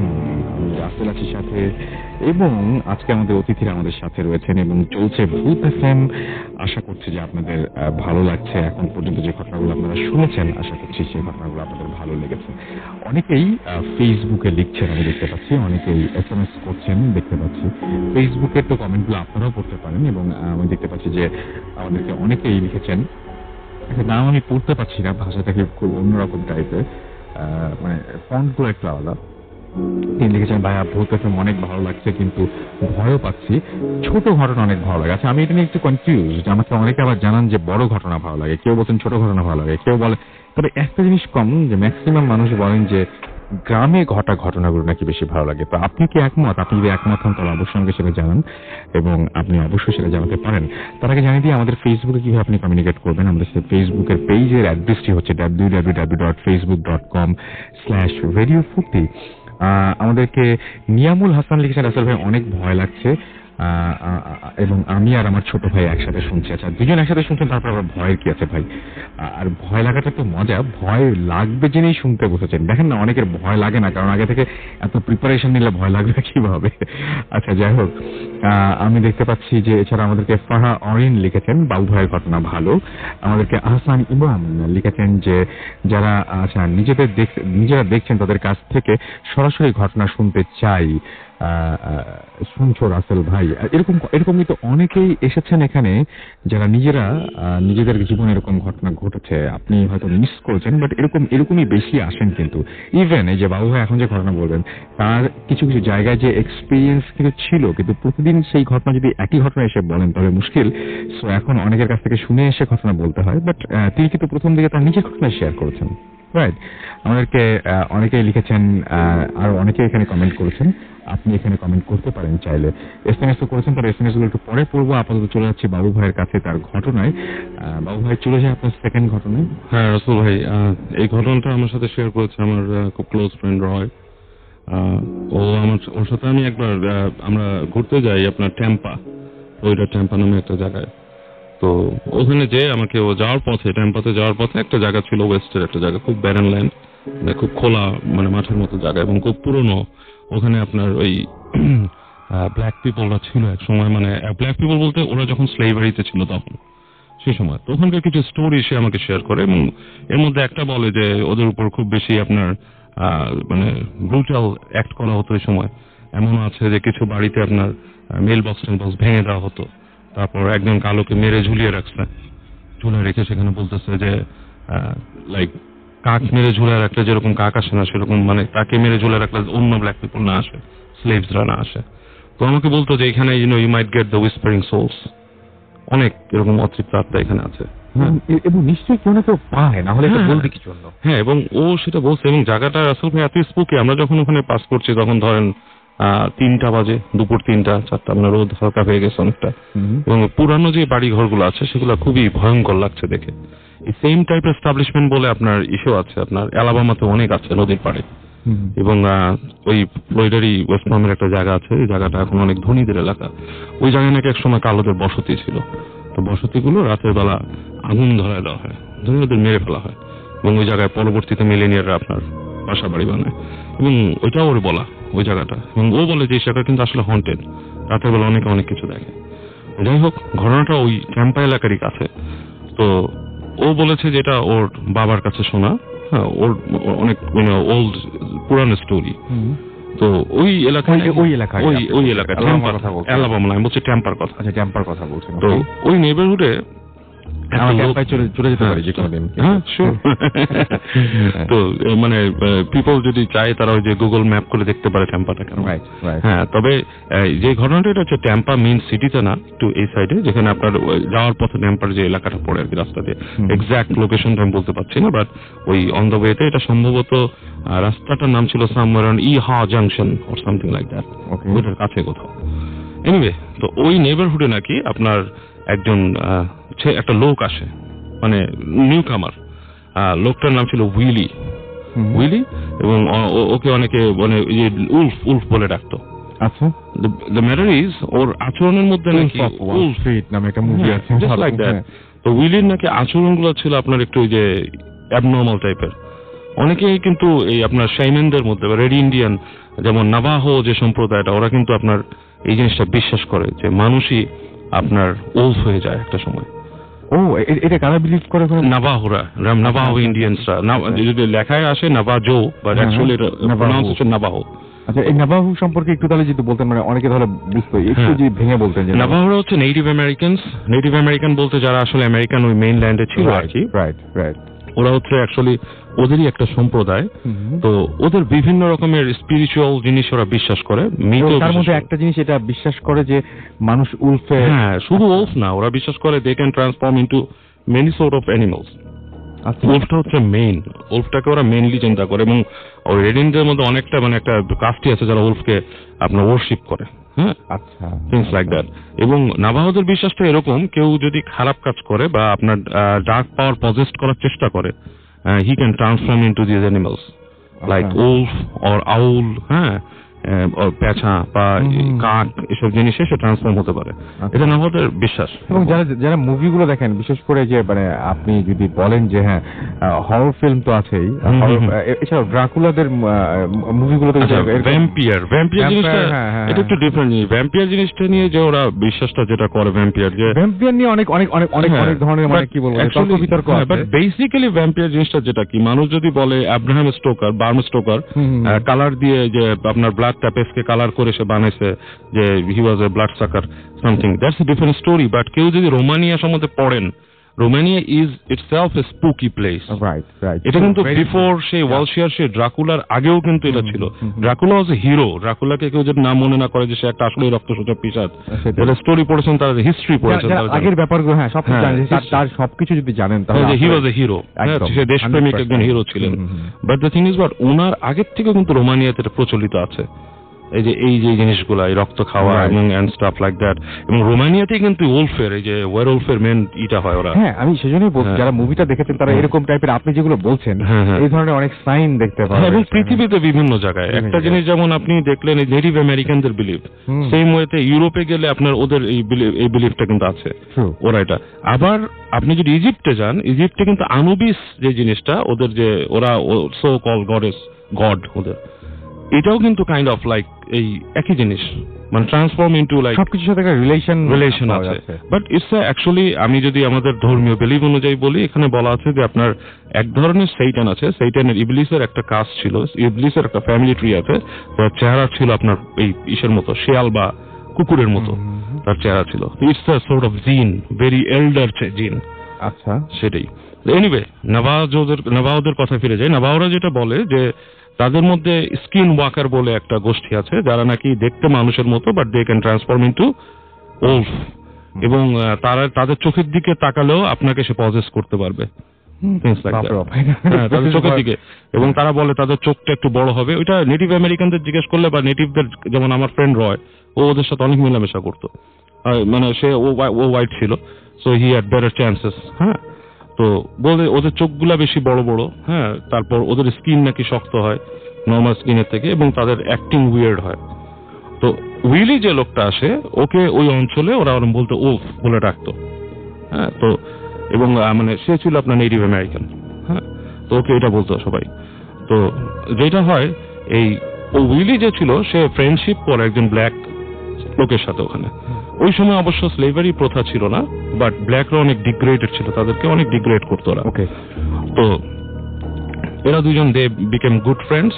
তারা বিভিন্ন কাজকর্ম করতো একসাথে, কনস্ট্রাকশন ওয়ার্ক মানে যেগুলো ছিল সে সময় করতো। তো একদিন যেটা হয়, কিছু মানুষ রাতের আধারে ওই যে কালো লোকটা ছিল ওকে মেরে ফেলে। হ্যাঁ, তাকে মানে on the way back from the work or something তাকে রাস্তায় মেরে ফেলে। এবং ওই যখন মেরে ফেলে, যখন মারছে, তখন দূর থেকে উইলি দেখে জিনিসটা, দেখে সে ওখানে দৌড়ে যায় দেখে যে ওই লোকটা তখন মুমূর্ষু অবস্থায় পড়ে আছে, এবং সে তাকে তখন রিকভার করে আপনি নিয়ে যায়। তো তখন নাকি উইলি একটা কার্স দেয়, ওদের শেমেন কার্স, মানে ওদের যে রেড ইন্ডিয়ানরা এক ধরনের কার্স মানুষকে দেয়। এটা ওদের যারা শেমেন, জাদুকর বলা হয়, বা ওকে যেহেতু বিশ্বাস করতো না, ও কার্স দেয়। ওরা বলে যে তোমাদের সবাইকে একদিন মানে এর থেকে জঘন্যভাবে মারা যেতে হবে। এবং সে কার্স দেয়। এরপর যেটা হয় যে ওইখানে যে ওই যেই লোকগুলা ছিল তাদেরকে ডিটেক্ট করতে পারেনি কারা মারছে রাতের বেলা। তবে যেটা হয়, ওই কিছুদিন পর পর ওইখানে ওই কিছু মানুষ মারা যেতে থাকে, এবং একজন বেঁচে এসে সে সেখানকার লোকাল যে শেরিফ ডিপার্টমেন্ট মনে ছিল তার কাছেই করে যে তাকে একটা ওয়াইল্ড উলফ আক্রমণ করছে তার বাসায়। এবং একটা মজার ব্যাপার হচ্ছে, ফ্লোরিডাতে কিন্তু উলফ নাই। ওখানে কায়োটি আছে, আপনার এই আপনার কি বলে অ্যালিগেটর আছে, বাট নট উলফ। সে বলে যে উলফ দেখছি। শেরিফ মানে অবাক হয়, সে বলে এখানে উলফ থাকার কথা না, how did you see wolf, wolf তো এখানে থাকার কথা না। সে বলে আমি উলফ দেখছি, আমার বাসার নেটের দরজা ভেঙে এসে আমাকে আক্রমণ করছে, and somehow I manage to get back. এবং আজব ব্যাপার কিন্তু না? হ্যাঁ, তো ওই লোক যেটা করে যে ওই আপনার যে লোকটা কনভিক্ট হয়, পুলিশকে তো কনভিন্স করতে পারে না। তো কিছুটা কিন্তু প্রমাণ হয় যে এই লোকটা আপনার হি ইজ ইনভলভ ইন ওই সেই মার্ডারের সাথে কিছুটা, মানে, এবং তার চোখ ভাষা থেকে শেরিফও সন্দেহ করে যে he has something to do. Anyway, তারা এই আপনার ওর নাম কি বলে, ওই উইলিকে তো ওরা ডিটেক্ট করতে পারে না, মানে ওই সম্বন্ধে ব্লেমও দিতে পারে না, কিন্তু ওলফ বলে এই যে লোকটা আপনার এই হয়েছিল, অ্যাটাক হয়েছিল তার দ্বারা, সে যে বর্ণনাটা দিচ্ছে, ফার্স্ট তার বর্ণনাটা বলি, সে তার ট্রেলার হোমে শুয়েছিল। সে একটা ট্রেলার হোম টাইপের আর কি, তখন ট্রেলার হোম গুলো এরকম ছিল না, আরো মানে একটা কুড়ে ঘর টাইপের কিছু একটা বানানো হতো। এখন তো ট্রেলার নিয়ে বানানো হয়, থিংস লাইক দ্যাট। তো ওখানে কি শুয়েছিল, তো হঠাৎ করে সে শোনে যে তার যে ফেন্সটা আছে, ফেন্সের সামনে খড়খড় করে শব্দ হচ্ছে, সামথিং লাইক কিছু একটা।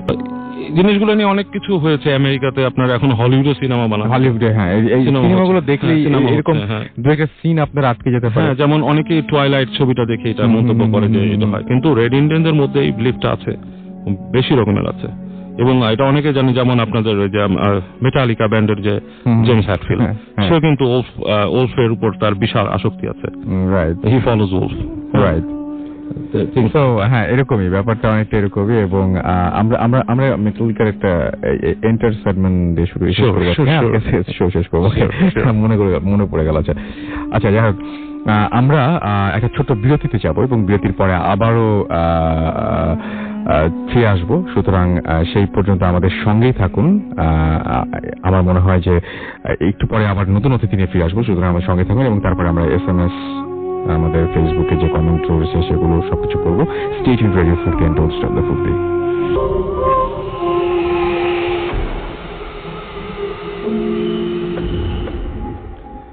And this is true, the night comes alive with গ্রামীণ ফোন। শুনছেন সব সময় রেডিও ফুর্তি, চলছে ভূত FM, এবং আমি রাসেল আছি, সাথে আমার সাথে রয়েছে মাসুম, এবং অনেক কষ্ট করে মিউজিক করছে, সেটা আমি দেখতেই পাচ্ছি যে আপনারা প্রশংসাও করছেন অনেক। আমাদের আরেকটা ঘটনা আছে, তার আগে আমি একটু জানিয়ে দিই যে অনেকেই আমাকে ফারিহা নওরিন লিখেছেন থ্যাঙ্কস আজ বেশি করে কমেন্ট পড়ার জন্য। আমাদেরকে টম অ্যান্ড জেরি SMS করেছেন, জোশ হচ্ছে আমাদেরকে, এছাড়াও SMS করেছেন, এখানে SMS বলছেন এই সবগুলো ফেসবুক থেকে আমি করছি, সুতরাং ফেসবুকের ওয়ালে লিখেছেন। আমাদের রুমি আমাদের লিখেছেন যে আজকে মতো বেশি ভালো এবং হন্টেড ঘটনাগুলো আমরা বেশি বেশি শুনতে চাই রাসেল ভাই। আমরা সবসময় চেষ্টা করি আপনাদেরকে ভালোটা দিতে, কিন্তু ইট ডিপেন্ডস অন ইউ না। আপনি যদি ভালো ঘটনা পাঠান তাহলে আমি ভালো ঘটনা আপনাকে প্রেজেন্ট করতে পারবো, আদারওয়াইজ আই কান্ট, বিকজ আমি কোনো কিছু বানাতে পারছি না আর কি। মানে এই শোটাতে যে ব্যাপারটা সেটা হচ্ছে অনেক জায়গায় অনেক কিছুতে বানিয়ে লেখা যেতে পারে, বানিয়ে অনেক মানে কি বলবো, বানানোর লোক অনেক পাওয়া যেতে পারে, বাট সত্যি ঘটনা ঘটেছে এরকম মানুষ পাওয়া আসলে খুব দুষ্কর। তারপরে আমরা পাচ্ছি এবং বহুদিন ধরে মানে এখনো চালাচ্ছি আপনাদের মানে দোয়ায়, এবং আশা করছি সামনের দিনগুলো আমরা সেটা পারবো। যাই হোক, আমাদেরকে এছাড়াও নাদিয়া আখতার লিখেছেন যে কমেন্ট পড়বেন না ভাই, আমি তো কমেন্ট পড়ছি ভাই।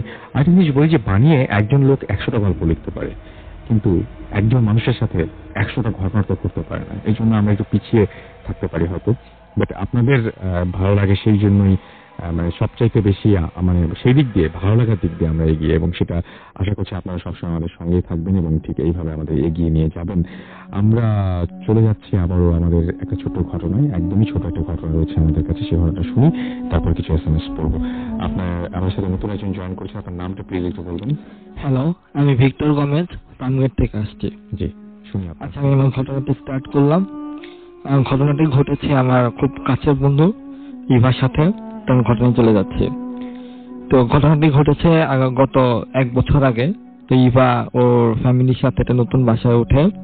তো ওঠার কিছুদিন পরেই ও নিজে একটা ফিলিংস, একটা প্রেজেন্সের ফিলিং করে যে কিছু একটা ওর সামনে দিয়ে যাচ্ছে। ও যখন ঘুমায় তখন ওর বেডের পাশে কেউ বসে আছে, আবার যখন টিভি দেখে ওর আশেপাশে ঘোরাফেরা করছে। তো এই ফিলটা, ও এই প্রেজেন্সের ফিলটা ওর মার সাথে শেয়ার করে, কিন্তু আন্টি এটাকে কোনোভাবেই কোনো মাথায় নেয় না, ওকে নানাভাবে বুঝায় যাতে ভয় না পায়। এই কিছুদিন পর ও আরেকটা জিনিস অনুভব করতে পারে যে একটা পোড়া পোড়া গন্ধ, ও আমাকে যেটা বলে যে পোড়া পোড়া গন্ধ ও পায়, এটা বিশেষ করে রাতের বেলা বেশি পায় ও। তো এই স্মেলটা ও ওর মার সাথেও শেয়ার করে যে মা, আমি এরকম একটা গন্ধ পাচ্ছি। ওর মাও পায়, কিন্তু ওর মা ওকে না অন্যরকম কথা বলে, ও অন্যরকম বুঝায় যাতে ও ভয় না পায়। তো এট দ্য লাস্ট টাইম ও একদিন দুপুরবেলা ঘুমিয়ে আছে।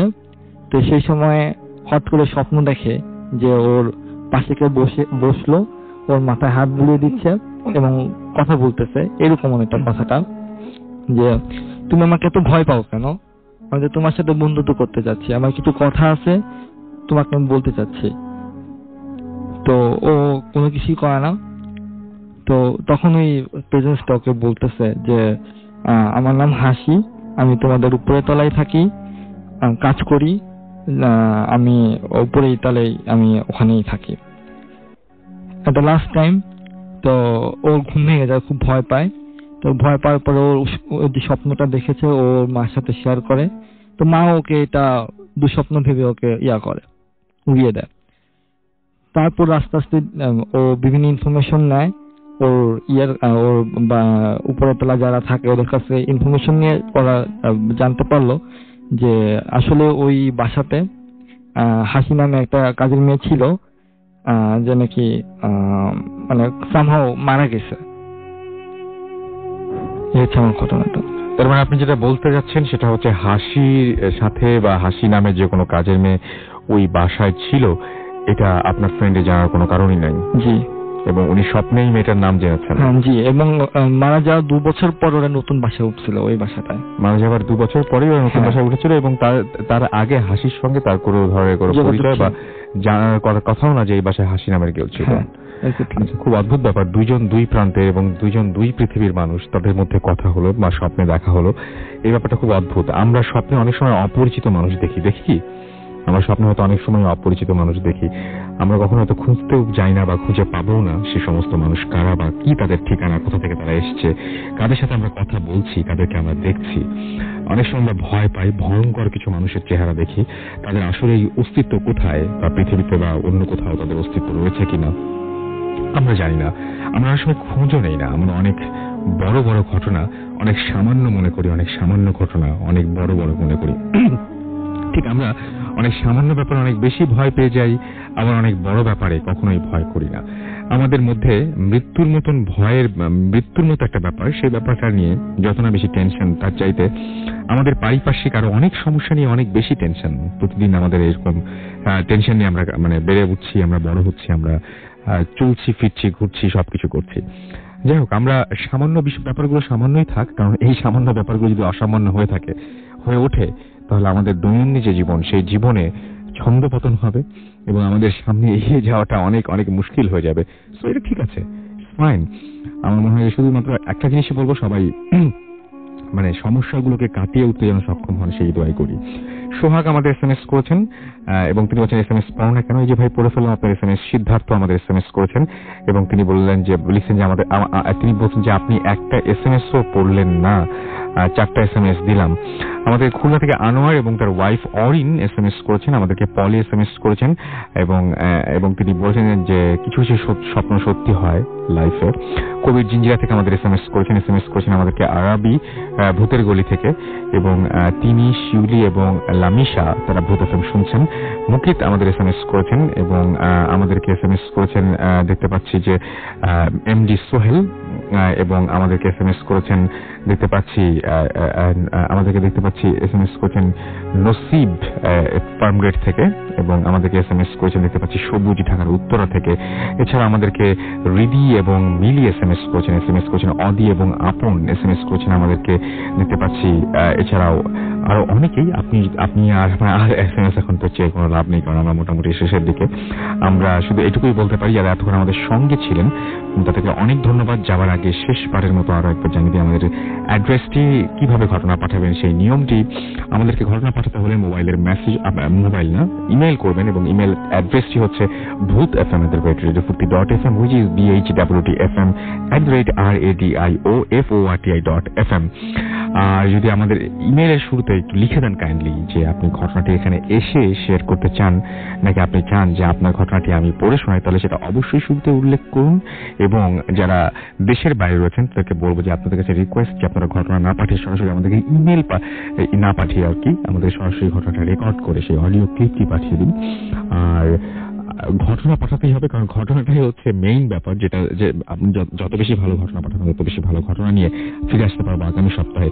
কথা হবে আবারও আগামী সপ্তাহে ঠিক রাত 11:59। সেই পর্যন্ত সবাই ভালো থাকবেন, সুস্থ থাকবেন, সুন্দর থাকবেন, মোস্ট ইম্পর্টেন্টলি ফুর্তিতে থাকবেন। আজকের মতো এখানেই শেষ করছি। টাটা।